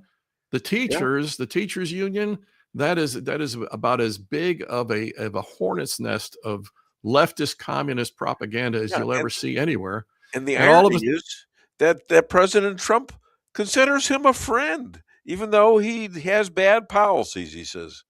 Yeah, and Trump will play that game. The best thing we can do with Trump is again, watch not what he says, but what he does in the long run, because that's his art of the deal. I think he's working on him. I think he's working on him is what he's doing. Working on Mamdani? Yeah. Hey, he's got a lot of businesses. He's got Trump Towers there. He's got a lot of business in New York State, in the New York area. I don't think Trump is doing it from a self-serving perspective. I think he is somewhat that. I agree. I would say it this way. Just for it. Trump is going to do what's best for making America great again. Sure. And in the process, as an American businessman, that's going to help him. Sure. Okay. But as far as Trump selling us out because he wants to stay on Mamdani's good side, no, that's not going to happen.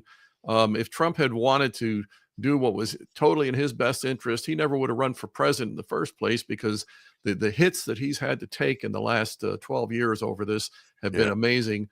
But he knows that in the long run, a successful America will be good not only for him, it'll be good for his son, Barron, his kids, his grandchildren, and for all of us. He's fighting for an ideal.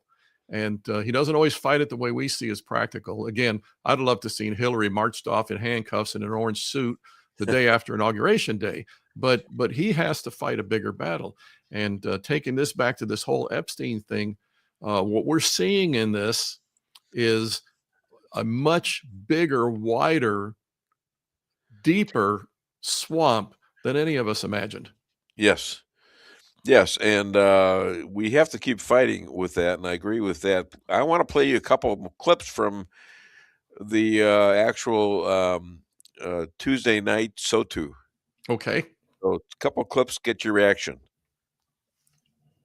The stock market has set 53 all-time record highs since the election. Think of that. 1 year. Boosting pensions, 401ks, and retirement accounts for the millions and millions of Americans. They're all gaining. Everybody's up, way up. In 4 long years, the last administration got less than $1 trillion in new investment in the United States. And when I say less, substantially less. In 12 months, I secured commitments for more than $18 trillion pouring in from all over the globe.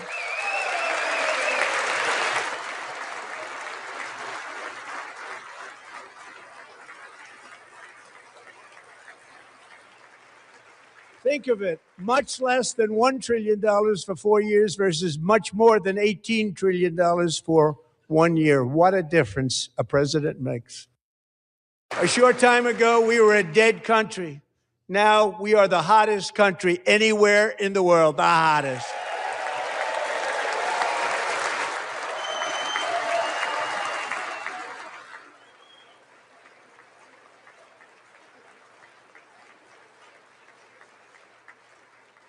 As thousands of new businesses are forming in factories, plants, and laboratories are being built, we have added 70,000 new construction jobs in just a very short period of time. It's getting bigger and bigger and stronger.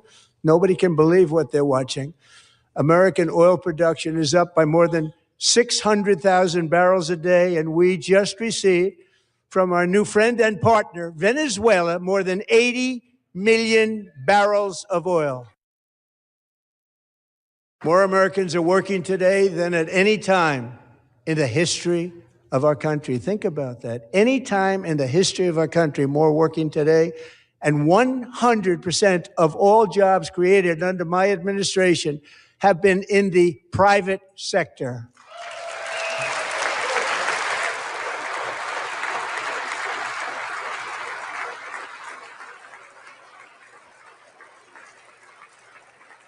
We ended DEI in America.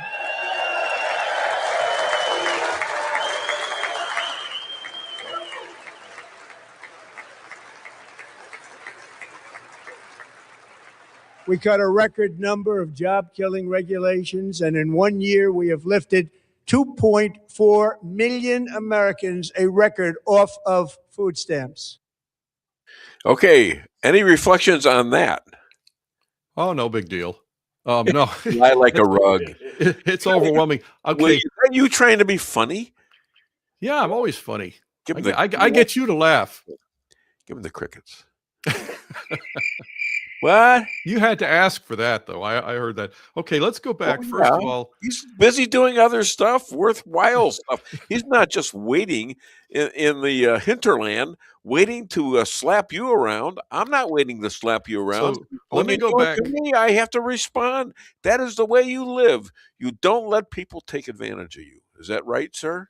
Let me go back to Obama's first statement, he's not answering or the I'm sorry, to Trump's first statement. Let me go back to Trump's first statement about they secured barely $1 trillion during the entire so-called Biden administration. Trillion. Okay, significantly less than $1 trillion, and then Trump has gotten 18 trillion in the last year. Right. Okay, so I mentioned Obama a second ago. I wanted to quote to the best of my ability. If you remember Obama saying, well, we can't just wave a magic wand and get manufacturing back to America. Okay, here's the thing we need to understand is that doesn't sound like Barack Obama. That's the best I can do. Okay, I can't sound like an ignorant communist. Okay, so that's the best I can do. Well, you just do. Excuse me. We need to understand that a patriot like Trump, what he wants for America is he wants everybody thriving. Marxists, what they need in order to advance, they need chaos and suffering. Okay, that is literally the contrast that we face between somebody who wants to build America, make it great because it'll benefit all of us. You know, the rising tide raises all boats, versus somebody who can only acquire power and advance their agenda through chaos and suffering. So Obama, he didn't want to bring manufacturing into America. And by the way, he was calling the shots during during the so-called Biden administration. Sure. Okay, so the fact that American manufacturing, American business was languishing, that was deliberate. We can go to all the other things that were happening. They shut down the oil industry. They put oil off limits. Trump brought that back in, and he's bringing in oil from Venezuela. The 70,000 construction jobs that he mentioned. Yeah. Okay, that's not just 70,000 jobs. If you had 70,000, street vendors, I think it was you might be talking. Predicted. What's that? I think it was 70,000 over what was predicted. Yeah, and none of them are federal jobs. None of them exactly. A federal job is money being dumped into one office or one desk. Taxpayer funded. A construction job reflects a long chain of events from buying the materials to putting them together to opening a business to running a business. So one construction job represents a lot of people getting to work at the end of the day. Yeah, that's right. So 70,000 is huge. You got that. Now, can Democrats? What did Democrats gain before and after Trump's SOTU speech? I mean, he gets in there and he's claiming all this great stuff, and then he takes them out a little bit. What do you think about his standing there and challenging them to get up for obvious reasons? Trump understands something that the majority of the traditional GOP either doesn't understand. There are some of them literally that clueless. And then there's others who are actually moles. And I'd really like to talk about moles in a second. Okay. Yeah. The rhinos. I've told you time and again how when I wrote my book, I was going to confront Democrats and leftists. And then I realized we need to confront the rhinos too. Okay. Yeah. Trump understands we cannot fight a purely defensive fight. What we have traditionally done is we wait until the enemy elevates the fight and then we respond. Well, they're continually advancing and we're trying to do damage control. They gain, we lose. Trump understands he has to take the fight to their front. Okay, so he didn't sit back and wait for them to be ridiculous. He was ready for them. He called them out and he put them on the spot. And it was absolutely the right thing to do. The country needs to see the difference between the party that wants to make America great. And by the way, if you're the Democrat shopkeeper in Cincinnati, he wants to make you great too, right along with the rest of us. Versus the party. They can see that now.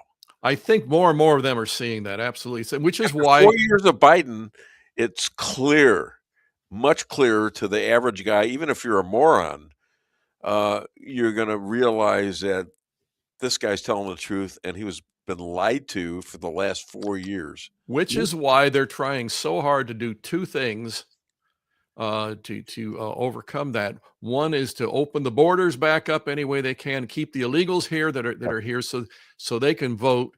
It's called cheating. And the other is all the other election fraud, the no IDs and the running the ballot counting machines and everything, that can be compromised and hacked. Right. The whole thing the Democrats have to focus on in the public eye, they have to create fear and discord so they can scare you into voting for them. And if you're not going to be scared, they're going to bring in their minions and cheat their way back into power. It's just that simple. We are dealing with that much of a divide. And anybody that says we need to end the rancor and find common ground is essentially saying we need to embrace some of their evil. And those people are on the side of the Democrats, whether or not they have an R by their name or not. Now tell me about Joe Severino, governor race. How's it going? Joe Severino? Yeah. It's a tough uphill battle right now because the election boards, they were compromised. Right. Right now, he's facing the kind of thing that Trump faced in New York with Alvin Bragg and the stacking the deck against him. The Illinois primary is coming up pretty quickly. There's quite a bit of the state where Joe is not on the ballot. And again, the rhinos are absolutely in control of the Illinois GOP. If they talk about him as being fringe, just like, we heard all the stuff that Trump was, he's crazy guy off the deep end and everything. We need mainstream Republicans like Jeb Bush. They're the future of the Republican Party. The Illinois GOP is literally doing that right now. They have several people on there that are Jeb Bush, Mitt Romney, and John McCain. And these are the candidates. And Joe Severino, he's this crazy guy off the deep end. Yeah. Joe Severino is to Illinois what Donald Trump is to America. But right now they're trying to get his name on the ballot for the upcoming March primary. That's St. Patrick's Day. So it's an uphill battle. The thing about Joe Severino, again, like Trump, he's a fighter. He, they hit him with these things. They hit him with one dirty trick and one lie after another. Sure. He comes back and he keeps reasserting the same things. He's going to attack the overwhelming property taxes in Illinois, which just pay the Somalis in the long run. They pay every crooked politician, including too many rhinos. He's going to attack the injustices. He's going to go after the school systems for trying to indoctrinate kids. He's going to do things of this sort. And the entire political establishment in Illinois, both parties, is against him. Well, he's fringe. Well, if he was just a fringe, they wouldn't be worrying about him the way they are. They're scared to death that if he gets in, he's going to upset their apple cart. It would be a miracle that he gets in. It would be. It's a real long shot. Sharia Free America Caucus grows to 44 House members. Yes. Across 21 states. Are you actually the guy in charge of that? No, I can't claim credit for that. I saw that post actually yesterday from General Flynn. It's very much like the Freedom Caucus, which I'll take a little credit for what they've done in Wyoming. If we had an hour, we could talk about the Wyoming legislature and how the Freedom Caucus has been kicking butts on the rhinos. But the Sharia Free Caucus is saying this is incompatible with a free republic, with the truth, with the equal representation under the law, with with the equality of all people. We're all created equal. Life, liberty, and the pursuit of happiness. Sharia is absolutely incompatible with that. It has no place in our country. Religious freedom means you can believe whatever you want. It doesn't mean you can practice whatever you want, because if it meant that, you could have human sacrifices on Main Street. Okay, right. It doesn't mean that. And the Sharia Free Caucus, if Americans know about it, they don't want it. The problem is that between the mainstream media, which is leftist, and the Islamists who have this Islamist doctrine called taqiyya, which says you can tell any lie to advance Islam. Don't they sound like Democrats? Yeah. The deceit carries a lot of pressure, a lot of weight. Sure. So that's what we need to do is get out there and say, no, this is not compatible with our country. It needs to go. Other than the Dave Weinbaum show, where can people find you and buy your book, Rules for Defeating Radicals? It's still where it's always been, at Amazon.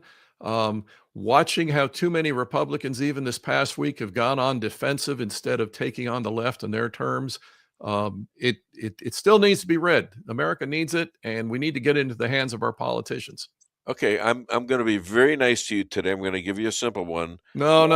If you're going to call it a joke, it's not nice. It's painful. Okay, it's not a joke. Lisa, can you step in there, Lisa? You need to be quiet during my time. This is you got your beautiful wife sitting right there. I'll bet she could add to the show. He won't stop. Where do psychiatrists camp? This was the very first joke that you told me. I don't know if you realize this, but this was the very first one, and it took me aback. Intense. Oh, that's okay. That's painful. That's painful. See, now you told the joke. It's funny. You see, so you know what they wear to keep warm when they're camping? I tricked you. You know what psychiatrists wear to keep warm when they're camping? Your BS? Freudian slips. Okay, I give him credit. Give him a little applause. See, I'm a nice guy. You roll all over me. You were actually recycling your puns. This is terrible. You tramp on my parade, and I'm nice to you. You're recycling these bad puns. That has me worried. No. I didn't know whether I told you this when I thought I did, but I thought even he's going to laugh at this, because even if he says that I told him this one already, it's still admitting that it's a decent joke to tell. No, I'm admitting that you shocked me back then with it, and I haven't forgotten the pain. Okay, Thank you, Patricia. here's Patricia Odin Maxwell. Thanks, Chris, for your great info today. Also, thanks to Rabbi Moshe, JJ, and you, Dave. Great show. Thank you so much. See, is she okay saying that?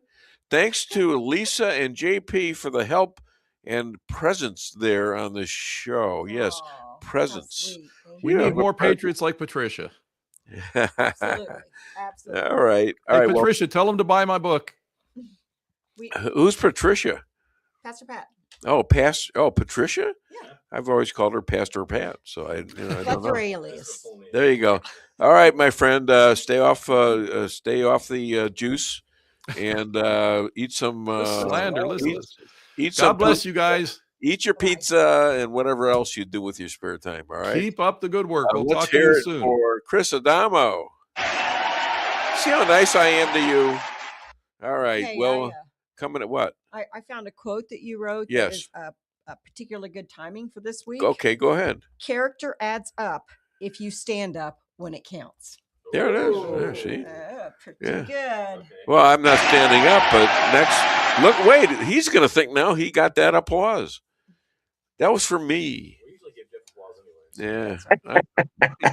He's laughing now because he got applause. He didn't do anything yet. Okay. This person is a kinesiologist, pastor. He's now stripping down. I don't know why. He's a Division I football player and basketball ref. He cheated. He was cheated twice in his own campaigns in Maricopa County, Arizona. Now campaigning in Lubbock, Texas, for his son Ryan Zink. Please welcome Jeff Zink. Are you in Lubbock now? I am, and thanks for having me on the show, Dave. It's my pleasure. It's been a while, and you got a lot to talk about now because now you're putting yourself up as helping your son Ryan. So lots of things going on in Texas. By the way, I hear the president's there today. How's Ryan doing? Well, ever since he went on Tucker over a week ago, that since then he was running in fourth place and now has vaulted into second place, and he's gaining ground. We just learned 2 days ago that 51% of the voters are still undecided as to who they want to vote for.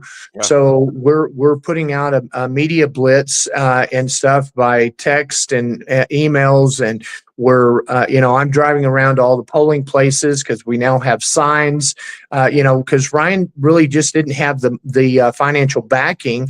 You financially backed him, and he was able to get some signs. But since Tucker, enough money's come in that now we can cover all the polls in the towns here in the West Texas area. We're able to actually do radio ads now, and so it's been really positive for his campaign.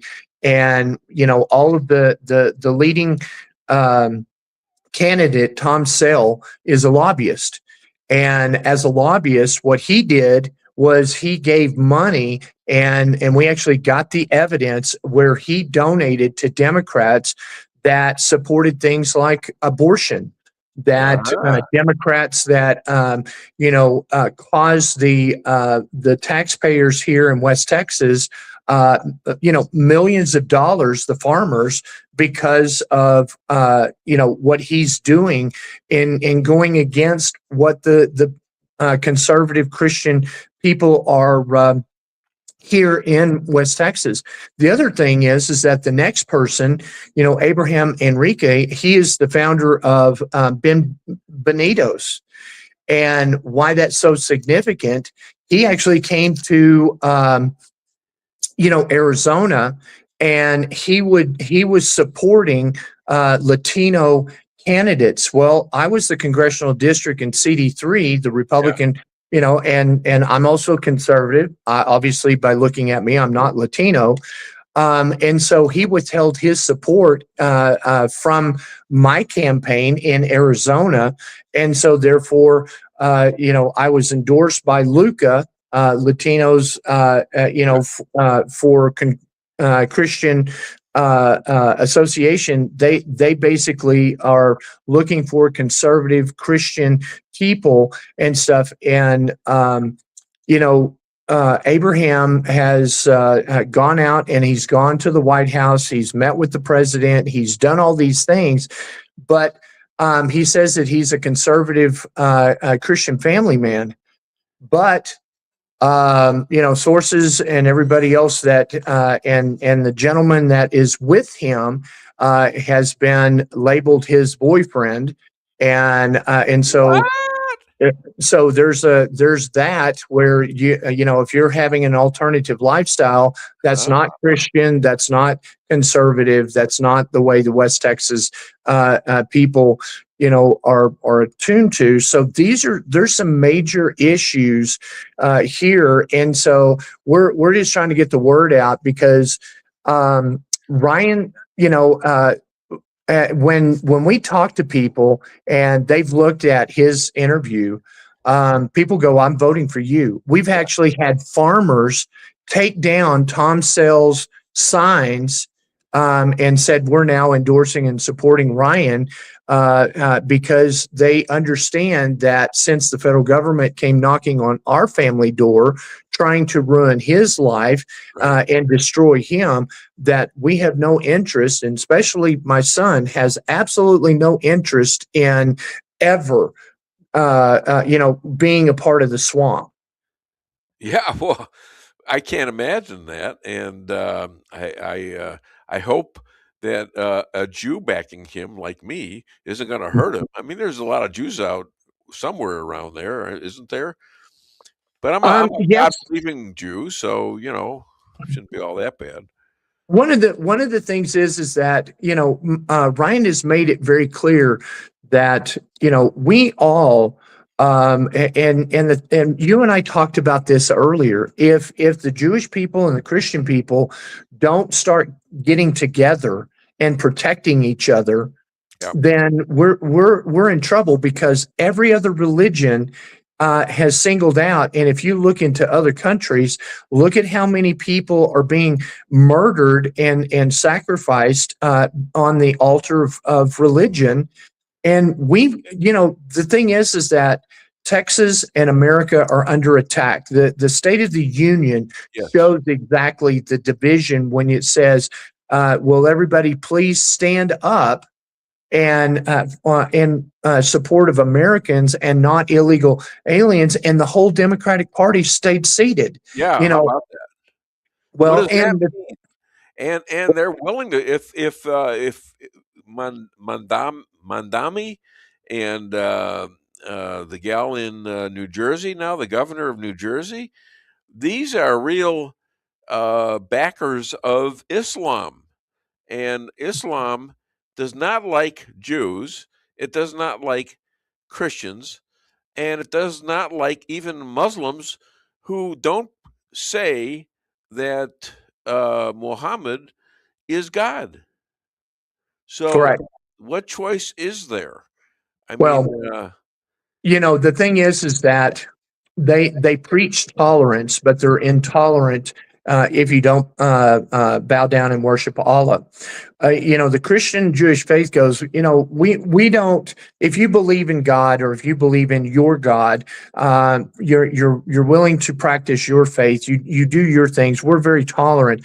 But the thing is that the Quran teaches that there's only one God, Allah, and if you don't pray to Allah, then it's okay to rape children, and it's okay to rape women. In the eyes of God, they're infidels, so it really isn't rape or anything. And this is what leads to a lot of the sex trafficking that we're, being faced with, and what's happening. One of the things that really concerns me is the fact that how long did it take America to forget about 9/11? And the answer is 25 years, because the mayor of New York goes to Firehouse One there and prays as a Muslim that actually was the one that perpetrated the attack. And so we've got to sit down and start really looking at, we're losing our country.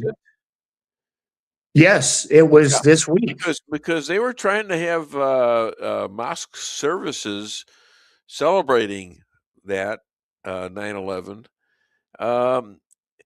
for a long time. There was a big controversy over it, and they've been trying it, and eventually it people ignore it, and it becomes part of the political damage that's done over they have a long time plan. And it's working in a lot of places. Look at Europe. Look at England. And other countries are now reacting to it. They're reacting to this takeover, and it is a takeover of Muslim. Uh-oh, I think the truck just squeaked at me. Uh-oh, I'm in trouble. All right. See how paranoid I am? That's terrible. Well, anyway. rightly so, because, one of the things that I sent JP this morning, which is a breaking news, is Brandon Petri was murdered last night. And here in Texas, we're still getting information. That's one of the reasons why I didn't jump on early. We've been trying to get this information, but, Pete Doc Chambers is running for governor here in Texas, and we endorse him, 100%. And he is the alternative to Greg Abbott. Greg Abbott has actually allowed the Muslim religion and everything, and the Sharia laws, and also the cities, the Sharia cities, to be built here in Texas. We have multiple places all over West Texas, and so one of the things is that Doc has been exposing the border, what has been happening, and stuff. And Ryan has endorsed him. And one of the things that Brandon was putting out was the data issues here that are the tabulating computers that are going to be used in the election on Tuesday. And they're actually flipping votes, and they accepted them, showing that they were flipping votes, and that we also have fractionalized voting. And these are all the very same things that I exposed for the last 5 years in 9 states that we have been in court with. And the thing is that we just won a Supreme Court case that said that we, the people of a state, when we sue to challenge an election, we have standing. If you remember, one of the multiple cases that we lost, the judge tossed it because he said that we didn't have standing, and the Supreme Court, wrong, wasn't he? They were wrong, but now it's past the time. So we have elected officials that are unduly elected, that are creating laws and creating problems for our country. And we as people, your listeners, need to start looking at this and saying, we got to rise up. If godly men and women do not rise up, then we will not change anything, because God is sitting here asking us, whom shall I send? And there's very few people that are standing up willing to make that call. So go back to this Petri guy. Who was he? So he was a military guy who actually had been working with a lot of, with Ryan, with Doc Chambers, with multiple campaigns. He was getting out evidence and stuff for what was happening with these tabulators. He was exposing the elitist and what was happening out in Texas, and how they're actually altering and going to change their votes on Tuesday. And what happens is he also is a Marine. He was a grassroots guy, not an elitist and everything else. He's a Republican. And so, for him being taken out like this is concerning, because who's next? Ryan's been exposing things. Doc Chambers has been exposing things. Are the elitists actually going to start coming after candidates that are exposing them? Did they find the killer? They know who it have is? someone in custody and stuff, but his body was found in a field across from his home. So very suspect. I mean, this is not something that you sit and you look at and you go, oh, he died of a heart attack. He died. No. There's multiple gunshots with the body, and they're investigating it. And this just broke at 10:41 last night. Wow. So we've been dealing with this all night, and what's going on this morning, and trying to, get information out. But if you go to X or you go to social media, what we're finding is that there's very little information being, released out there because it's all being suppressed. Yeah. Well, I had the TV on until I had to leave for here. That was a little bit under 7 a.m. Central Time, so nobody mentioned that. I was kind of listening. I always listen to it.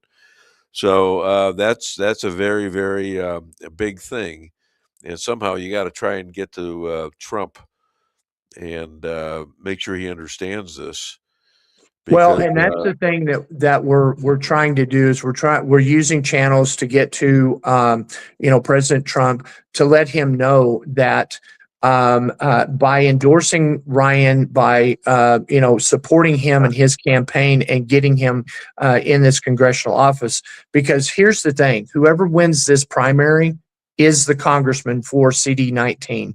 The Democrats, it's like me running in Phoenix and CD3. Whoever won the primary on the Democratic side was the congressman, because it's such a heavy Democratic area that I was running in. Even though I reduced it from a plus 55 to a plus 10, it's still very hard to overcome, the Democrat ideology there. Okay, so are you as disgusted as Mark McCloskey's take on the lack of support of Trump's and Rhino's fighting MAGA justice on 1/6 arrests? Oh, absolutely. I mean, it's ridiculous, and it's disappointing. Why are they doing that? I mean, come on. Well, okay. It was a degrading, ridiculous attempt to overtake the government. Right? You there? Hello. Sorry, I forgot to mute my phone, and I'm getting a phone call I'm trying to get. Sorry about that. Okay, if it's the president, you go right ahead, and I want to hear it. Okay. President Trump. So he's standing right behind me, by the way. He's standing right behind me. That's yeah, I can see that. So one of the things is that Democrats declared war on the J6 Patriots all over again. They're trying to go after the J6ers, and so the thing is that even with a pardon. So I always tell everybody, Ryan's case was dismissed. His added layer is the fact that he has the pardon on top of that. So it would be double jeopardy for them to come after him, because one, he doesn't have a case against Ryan, but on the other hand, he's also been pardoned. And so these are one of the things that are taking place. But the thing is that what they want is no rewards for J6 Rioter Act. That's what they're trying to now pass in Congress, so that they can, repeal the pardon, repeal anything there, so that they can literally put them back in prison. And this is a concern. You know what? You almost this is desperation on their part.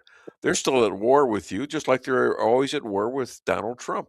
And it doesn't matter that they look like a bunch of losers. They will fight as dirty as they can, just like the shutdowns now. All of a sudden, we got a second shutdown, 21 days old, and the first one was 43. How do you manage a country based on shutting down the government? Well, and this is why it's so important to elect people with a backbone. that actually has the balls to, stand in the fray for the people, because what's happening is that we started out here, and then the left comes in, so they tilt a little bit to the left. Well, the Republicans, when they get in control, they don't pull it back to the center. They just keep it right where it's at. So when the Democrats get in control, they keep pushing it more and more to the left. Sure. And, it's just like in 2024, the Republican Party was exactly where the Democratic Party was in 1970 on abortion. Yeah. Think about that. Sure. That's how far left we have now gone, that we're now right before Roe versus Wade, and that it's okay to abort children. It's okay to murder these gifts from God. And, it's not acceptable. And we need to get back to biblical principles. We've got to go back to the Torah. We've got to get the 10 Commandments placed in every school. We have to be able to start putting the that's been successful, hasn't it? The 10 Commandments going into every school now. That's law. No, we're having to do this in Texas. That's literally one of the things my son is running on. Law everywhere in question, or aren't there? It's a federal law that has prohibited. It's the separation of church and state, which the separation of church and state doesn't exist. I can be fully a Christian and have all of the Christian values and still run for office, still influence political laws and things that are going on and stuff. There is no, and that's what our founding fathers said, there should not ever be, when the question was proposed to Benjamin Franklin, what did you give us? A republic if you can keep it. Yeah. This is where you have to elect godly men and women into these places that have the basic principles that will protect the life, liberty, and the pursuit of happiness in there. That's why it's put in the preamble the way it is, because life is first, and then you have liberties that are given to you from God, and then the pursuit of your happiness. Your happiness may be different than mine, Dave, but you should have the ability to do that, to follow your happiness. But if it's defined as being a right of yours to religiously do as you please, other than doing harm to other religions or people, it shouldn't be an issue, should it? No. Say it's based on Judeo Christian concepts. Well, actually, it's the Torah concepts, because that's where it originates out of. And so, but one of the things that I'm so proud of Ryan, I wished I could take this quote that he has. But when I was sitting here listening to him the other day when he was speaking before Doc Chambers got on, and he said that there's two things that need to be given to a child: the Holy Bible and a gun. And he needs to know how to use both of them and wield both of them. And it really is true. First Amendment and of free speech and the First Amendment right to worship and everything is the foundation that comes out of the Bible. But then the Second Amendment, bearing a gun, knowing how to use that, is to back up that right. Because the thing is that you and I, Dave, we may disagree on things, and we have the right to disagree, but your freedom of speech ends at where my liberties start. And the same thing for me. My free speech and my liberties end when it starts to affect your liberties. That's how we get along, and that's why we're able to debate and disagree and do things, but not take each other out, not murder people across the house from them because they're exposing the elitist and the data issues that are happening here with our computers, that they're going to be tallying the votes and stuff. These are real issues that the other side is using, the threats, intimidation, and murder to keep the elected officials like Democrats and rhinos in office so that they don't represent the people. Oh, yeah, all right. So the GOP is ordering testimony on today. It's going to be Bill on the Epstein case. So does that mean anything to you? Well, the thing is that happened? It's a joke. It literally is a joke. They have been subpoenaed to Congress. Why is Congress going to them? Why are they doing these depositions in a location that's other than Washington, D.C. in a congressional hearing? This is a joke. They are the epitome of above the law. And they keep preaching that, Trump is above the law and the Republicans and everything else. That's not. They are the epitome of above the law because, Steve Bannon went to jail for contempt of Congress. Peter Navarro went to jail because of contempt of Congress. They are in contempt of Congress for not appearing, and now they force the Congress to come to them. This is the epitome of being above the law. Yeah. So there's proof of cheating, and I know that nothing's going to come out of that probably, but I thought it was interesting that actually Democrats voted to send them a subpoena to both testify before Congress. I thought that was a little weakness showing on their parts towards the Clintons. I think the thing is you're done. You're toast. Yeah, well, the thing is that why they did that was because there was a poll that that came out that said over 78% Republicans and Democrats say that they need to testify, that this evidence needs to be released, that they need to, come and account for what they've done and stuff. And because of that poll, that's the reason why the Democrats, again, what does a politician do? Yeah. Oh, wind's blowing this way, so I got to go this way, or wind's blowing that way, so I got to go this way. That's all part of it, though. I mean, what are you going to do? As long as you're not breaking the law, you can get away with that crap. If people are ignorant, you have to be a better politician than they are, and they found. They've got a tough politician in Donald Trump. Now you have to sort of like copy him to a certain extent, I think. Well, and seeing the problem that he's got a lot of work to do. Right, and the problem is that President Trump has skipped endorsing anybody here in CD19. He hasn't endorsed any of the candidates whatsoever, and it's a disservice because, like I said, we have a lobbyist. We got career politicians already. We don't need insiders with the lobbyists. We don't need somebody who has fundamental values that are different than conservative Christian family values. So right now, he literally lives right now, and he's doing it as we speak. These types of morals and conduct, and this is not what West Texas is all about. This is, family oriented and raising your children and taking them to church and teaching them the Bible. Train up a child in the way they should go, and they won't depart from it when they're older. That's a proverb that God has instilled in us. And so we need to sit down and have these.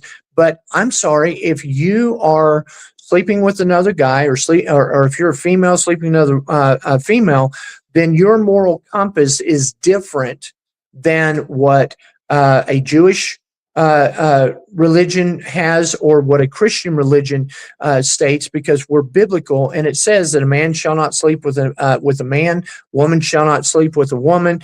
These are things that are set in.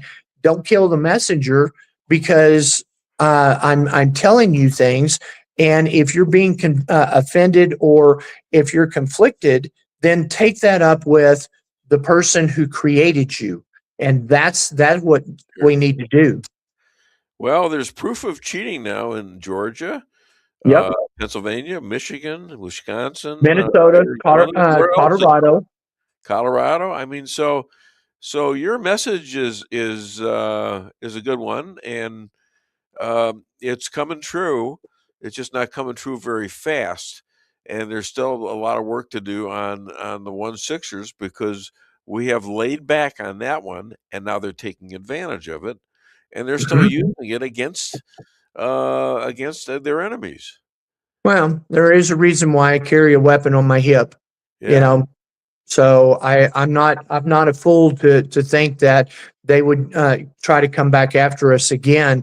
And the thing is, Dave, if people don't get out and vote, if we don't start talking to people and letting them know, then the left is going to get back in. And I can assure you, they will pass this act. They will come after the J6ers. We're just in the way. But eventually, they're going to come to you and your listeners.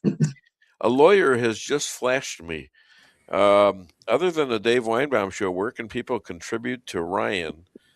Go to ryanzink.vote and that website, and it has the link that you can donate directly to his campaign. And thank everybody. And like I said, there's a gentleman that is coming on after us that is so important and has a message, and people need to listen, and they need to hear what he has to say and what's going on. What do you mean? I got Mark McCloskey coming on. What gentleman? No. By the way, say hello. Say hello to my friend up there. Yeah. By the way, Ryan did a great job on Tucker's show. So, well, I thank you. And it really has changed the race down here in Texas. Like I said, it's vaulted him into second place, and he's closing on first place. Could cause a runoff, and if he gets in a head-to-head with Tom Sales, then you have a conservative Christian family man going against a lobbyist. Yeah. Well, okay. Yeah. What do you call this? And say hi. I will. I'll tell him hi. I have to do the joke. Come on. What do you call hockey goalies whose kids have left home? Empty netters. Okay. Right, they're probably booing on that one. I don't care. I've heard better. Damn, I don't care. All right. I'm going through the motions here. All right. Okay. All right. Thank you so much, Jeff. Thank you. Hi to Ryan, and good luck. Okay. Right. See y'all later. He just waved at you with all his fingers. I did. I say he had to count them, though. All right, let's go. We got next, like a barber shop. Oh, my God. And I don't go to the barber anymore. So these two patriots, I'm talking about Pat and Mark McCloskey, stopped an attack on their homes with 2 weapons and 2 words: private property. And I'm welcoming now the worst half of that partnership, and that's Mark McCloskey. And no Pat again? Pat promises to be on the show the next time she's recovered from her surgery and she's ready to go. Down, honey. I'm embarrassing her into it right now. You're embarrassing her into it, or am I? I just like she's a smart lady. She is. And sometimes you get out of control, and we need a little bit of female wisdom there, like I've got next to me. Okay. Well, she's my encyclopedia Bratanica. Bratanica. Well, speaking of brats, we've got the Epstein files, Charlie Kirk investigation, 10 doses of Nancy Guthrie being missing every single day, 10 doses of it a day, reports, and yet almost nothing about 1/6ers and their nightmares. Why? Yeah. Well, why, Mr. I believe that the deification of Nancy Guthrie is designed to just distract people from all the horrible things that are going on right now. Yeah, exactly. Yeah. I don't understand. Okay, nothing happened today. And they tell you that constantly. Well, nothing happened. Here's what they try. Nothing has happened for the whole, what is it, 3 weeks now? And I feel bad. Going on 5 weeks. And they're still playing it every day. Every day. It's sickening. Yeah. Well, I'll say this. I believe that the American people, and I suspect it goes back before the formation of America, I think that the peasants in the world, and I use that term not pejoratively, have been taught that there is a right for more important people to have a different life than they do. That if you're related to a talking head on a major network, you're more important than an average person, and you've got a right to be treated differently. And people, it's like John Benet Ramsey. Remember that little girl? Sure. 35 years ago. Yeah. She's still on the trash magazine covers. Yeah. Today, a pretty blonde white person gets killed, and it's news for 30 years. You go up North St. Louis, 2 blocks from where I am right now, people get killed every night. They don't even get a 1 inch by 1 column in a newspaper. Well, you know what? It's run by people that want numbers on their shows. Yeah. So, what are you going to do? I mean, if that stuff is popular, I just wonder about the American people who are watching this every day and saying, I got to watch something different. Okay. You would think they'd get burned out on it, but I think that the whole program is to teach people that you watch what we tell you to watch. What did Charles Foster Kane say? The people will think what I tell them to think. Yeah. For example, Pakistan declared war in Afghanistan today, right? Did you know that? No. Of course not, because we got Nancy Guthrie on television. Wait a minute. Are you serious? Yeah. Yeah. Pakistan declared war on Afghanistan. On Afghanistan. Yeah. Okay. India. I thought it was India they were fighting. Well, they got to fight everybody. The British artificially drew the 2,700-mile line between Pakistan and Afghanistan back in 150 years ago, whatever the hell it was. Yeah. Without regard to tribal affiliations or national affiliations or any of that kind of stuff. So that border has been disputed the entire time since the British artificially created it. But yeah, it's an actual fighting war as of today. Wow. See, I didn't see that. I guess it was later in the news. Yeah, yeah. But it's a war in the Middle East isn't nearly as interesting as Nancy Guthrie. Yeah, it's we're about to, we're opposed to, and hopefully not going to engage. I just got thanked by Jeff Zink because your buddy Tucker gave a positive interview with his son. Yeah. Ryan, and who you know them both very well, including Tucker. And I'm sitting there, and other guys are calling Tucker crazy. Yeah, on the show. Oh yeah. Yeah. And Mark Levin has called for his death. So I've heard that. Mark Levin also claims that the Iranians have long-range ballistic missiles armed with nuclear warheads. So what Mark we Levin don't need a war there, right? Yes, I heard that. Yeah, Mark Levin may not be the most accurate source of information on the planet. Well, that could be, yeah. But I'm wondering what the truth is about Tucker. I don't get it. I don't get what he's saying about more Christians, for example, in Qatar than there are in Israel, when he said just the opposite of certain things. Maybe it wasn't that thing, but the Christians that come into Qatar are not citizens. They don't have rights. They're there for hire, and the Christians in Israel are a big part of Israel, and they get to have Supreme Court judges. They get to be lawyers. They get votes, and I don't understand his dissing of Israel. Well, it's not dissing of Israel. What it is he's dissing of Bibi Netanyahu. And for example, on his broadcast this morning or last night, he's pointing out that Netanyahu has been lying to us about Iran being 2 weeks away from a nuclear weapon for over 30 years. You can't be 2 weeks away from a nuclear weapon for 30 years and have anybody believe you. You can if the other side, Iran, is claiming to have these weapons and claiming to use them on Israel and on America. Yeah. That for ages. I had a meeting with Mark Wayne Mullen, the senator from Oklahoma, last Saturday at the Missouri annual Lincoln Day dinner. And I first question after his comments I asked the first question, and I was asking about the war in Iran. And I say, you know, when he got done with the talking points, I said, you know, the interesting thing to me is that Tulsi Gabbard, the person charged with knowing this stuff for the United States government, had just got done saying that Iran had no nuclear program and had no interest in a nuclear program. And his response was, oh, it's a card game. It's sleight of hand. That was deliberate misinformation to keep them off guard.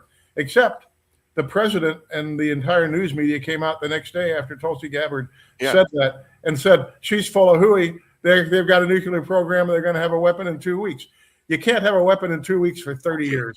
That's why did Iran threaten? You know, they threatened. Are you admitting that Iran threatened this on Israel and on the United States? Sure. But, you know, if you think back just a few years, before we started killing people in Iraq, what was the propaganda? The propaganda was that they had weapons of mass destruction. And when they say they had weapons of mass destruction, they had Iraq. No, Iraq. I'm going on Iraq. Right now, we're getting the exact same propaganda about Iran, that they've got chemical and biological weapons that they're going to launch. Exact same words that they lied to us about with Iraq back in 2002. And what are they going to do? You know, it's hard to imagine that the American people, which are 8-2 against a war in Iran, will put up with falling for the same lies again. I mean, it's ridiculous, in my humble opinion. You know, I know Israel has real good reasons to not want to have Iran there, but it's not a genuine threat to the United States. And by the way, I'll go one step back further. Yeah. That before there was a nation of Israel, we didn't have any adversaries in the Middle East. They were our allies. I happen to, by coincidence, be in all kinds of lucky places at lucky times. But I was down in the Bay City Club in Panama City, Florida, when J.D. Rockefeller was selling Aramco to the Shah of Iran, or vice versa. I can't remember which way it went. But the Iranians were our best buds back then.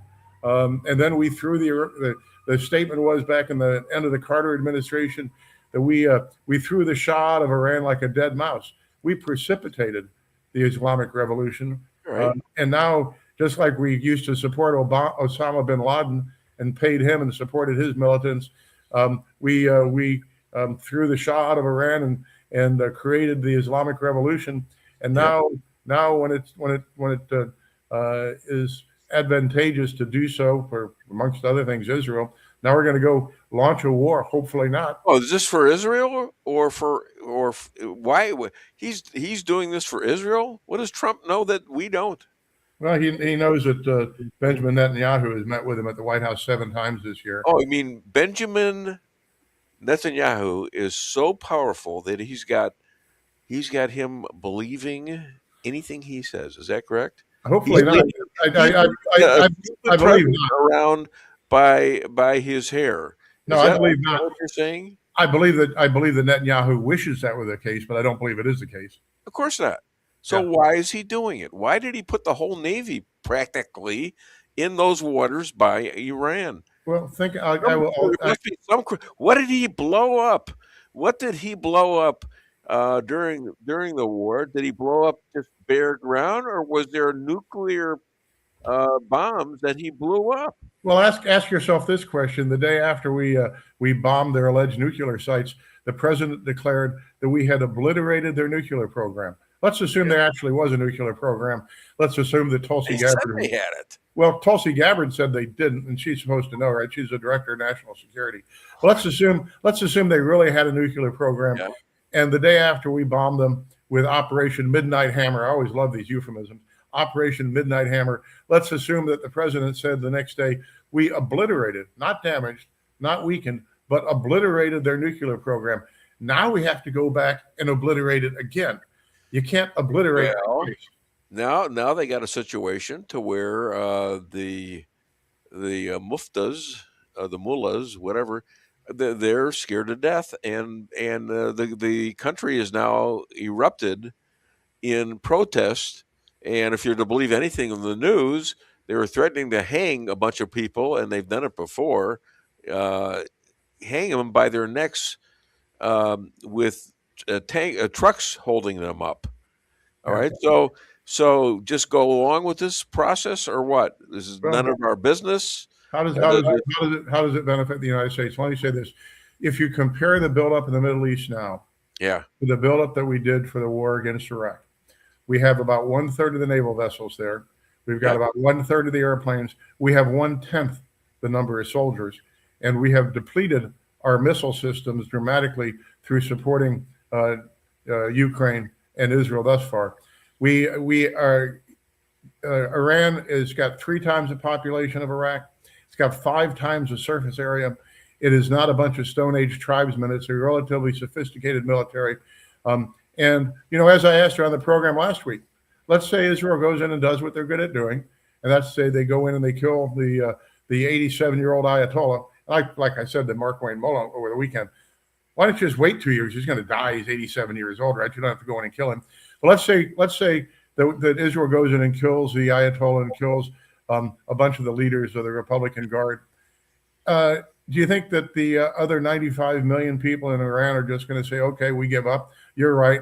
Well, 60% of them are not they're not the Muslims. They're the Persians. 60% of them, and those are the ones that are trying. They've been trying to get rid of the mullahs from 2010. Remember Pamela Geller? Remember her? Actually, I don't know Pamela Geller. Yeah, I knew her, and she told me the story about what she was doing with. She had people in Iran when they tried to overthrow the mullahs, and nobody helped them from the United States. So the mullahs beat them back. Now the same thing is happening. Yeah, well, what do we do? Do we just let it go and let them all die, and have another country like Iran there and the 7 or 8 others surrounding Israel? Is that okay? Is that right? Is the one indigenous country in this world worth what they're worth? No. Let me ask you this. And this is where Jesus was a Jew. Okay, this is where your Catholic religion knows that Jesus grew up and died a Jew. Yeah. Right? Yeah. So this is his country too. He's a Zionist. So let me ask you this question. Is Jesus a Zionist? I'm sorry? Was Jesus a Zionist? Well, I don't know. He was certainly a Jew, but the people that he was battling were also Jews, right? He was sometimes upset with the government of. Yeah. So what? Just like you're upset with Bibi Netanyahu. Yeah. So let me ask you this question. Yes. When Mike Huckabee was asked by Tucker Carlson, when God says that the land of Israel is from the Euphrates to the Nile, which would include most of Iraq, Iran, Jordan, Syria, Lebanon, Kuwait, the Saudi Arabia, and the northern half of Egypt. And Huckabee says, I think it would be fine if Israel took over all of that. Would you agree with that? Well, I saw part. Let me preface this by saying I saw that bifurcated interview because they changed a lot of crap that he said that never got on. All right. And Tucker is caught saying stuff that he never said before that. In other words, he talked about people having certain populations like Qatar of Christians. All right. And it turns out that the Christians that they had versus the ones that Israel had no bearing on the government. They weren't citizens. They were people called in to do work and then boot them out.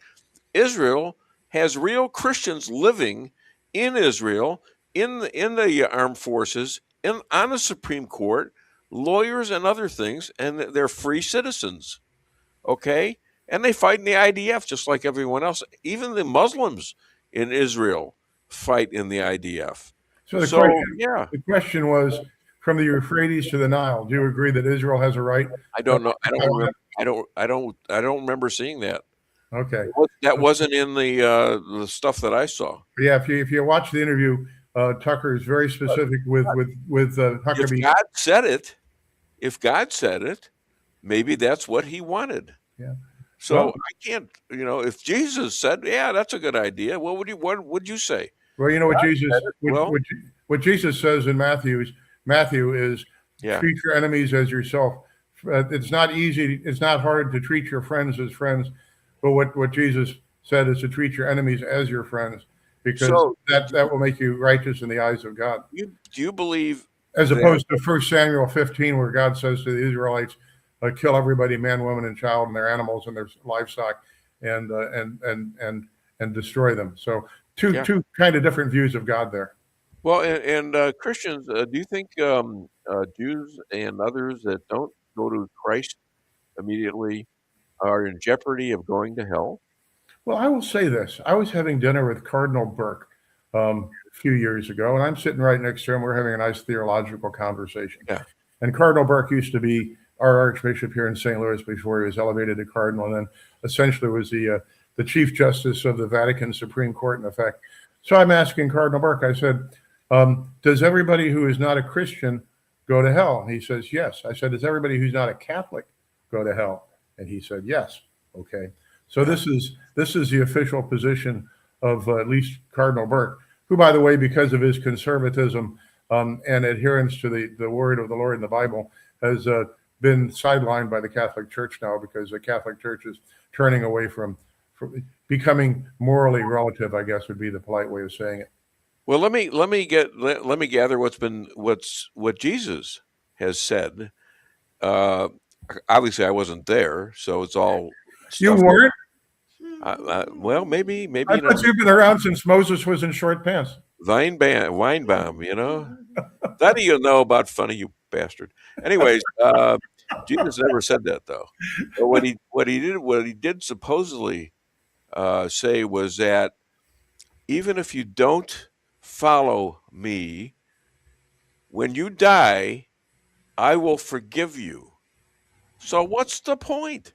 What's the point of telling people that you're going to die if you don't believe in Jesus? Why not wait and meet him and talk to him? I want to meet him and talk to him. I want to, like I'm talking to you.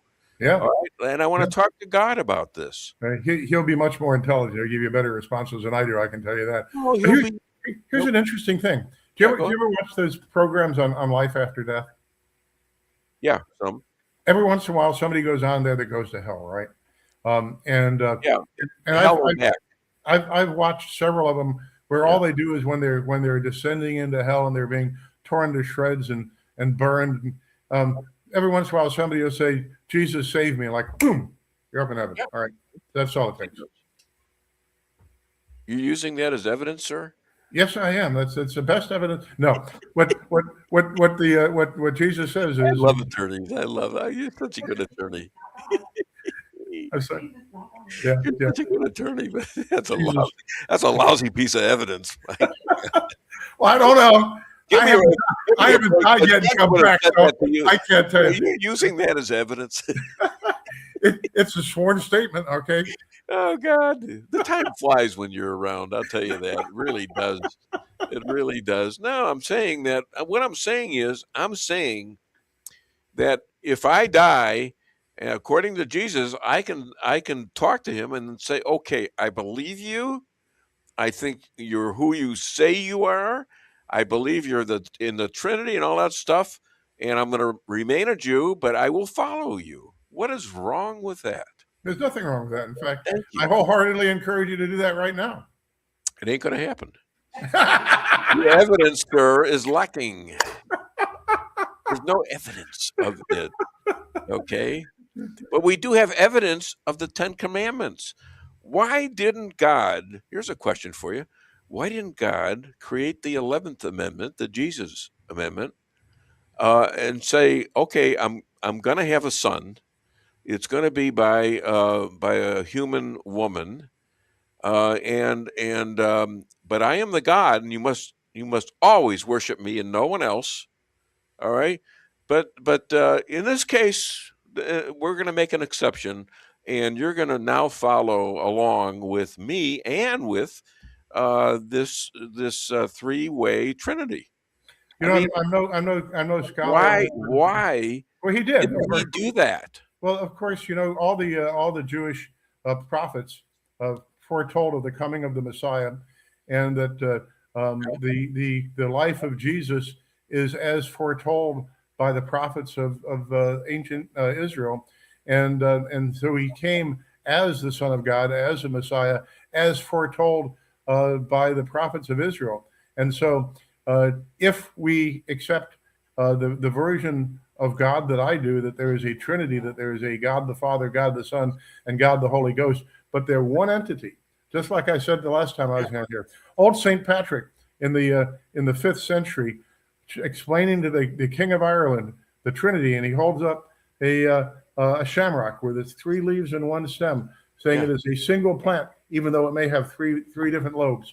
And that's why when the God of Israel talks about you'll have no other gods before me, that includes the Father, the Son, and the Holy Ghost. How do you like that for a theological message for a Friday morning? I think the last time I heard that Ireland is turning into a magic country of Islam. Well, and Tucker asked Mike Huckabee about that. Okay, and he says the Irish have lived. Give me the whole untouched interview, or find it for me, because I have listened to several, and some of it did not match what I saw on Candace Owens. Now, just get on Tucker's own website. You can watch the whole thing. It's lengthy, but you can do I it. know the guy. I met the guys, and I seem like a nice guy, but I'm talking to people on this show today telling me he's a jerk and he's compromised. So he's having this conversation. He's having this conversation. Tucker's having a conversation with Mike Huckabee about the right of Israel to have a nation state, right?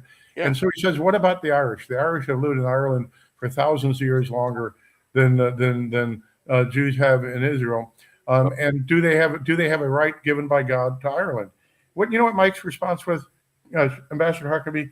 He said, if they can defend it, meaning that if you, by force of arms, God only gives you the right to your property if you have a stronger army than your enemies. Well, apparently God's done that with Israel. Well, recently. And they have the weapons to save themselves. After all, they had 8 countries that were battling them. And go back to the time of ancient Israel with the Jericho and all the other times when the God of Israel intervened. You mean when Judea? Yeah, the word Judea. What does that mean to you? Intervened on behalf of the Jews to slaughter their enemies, right?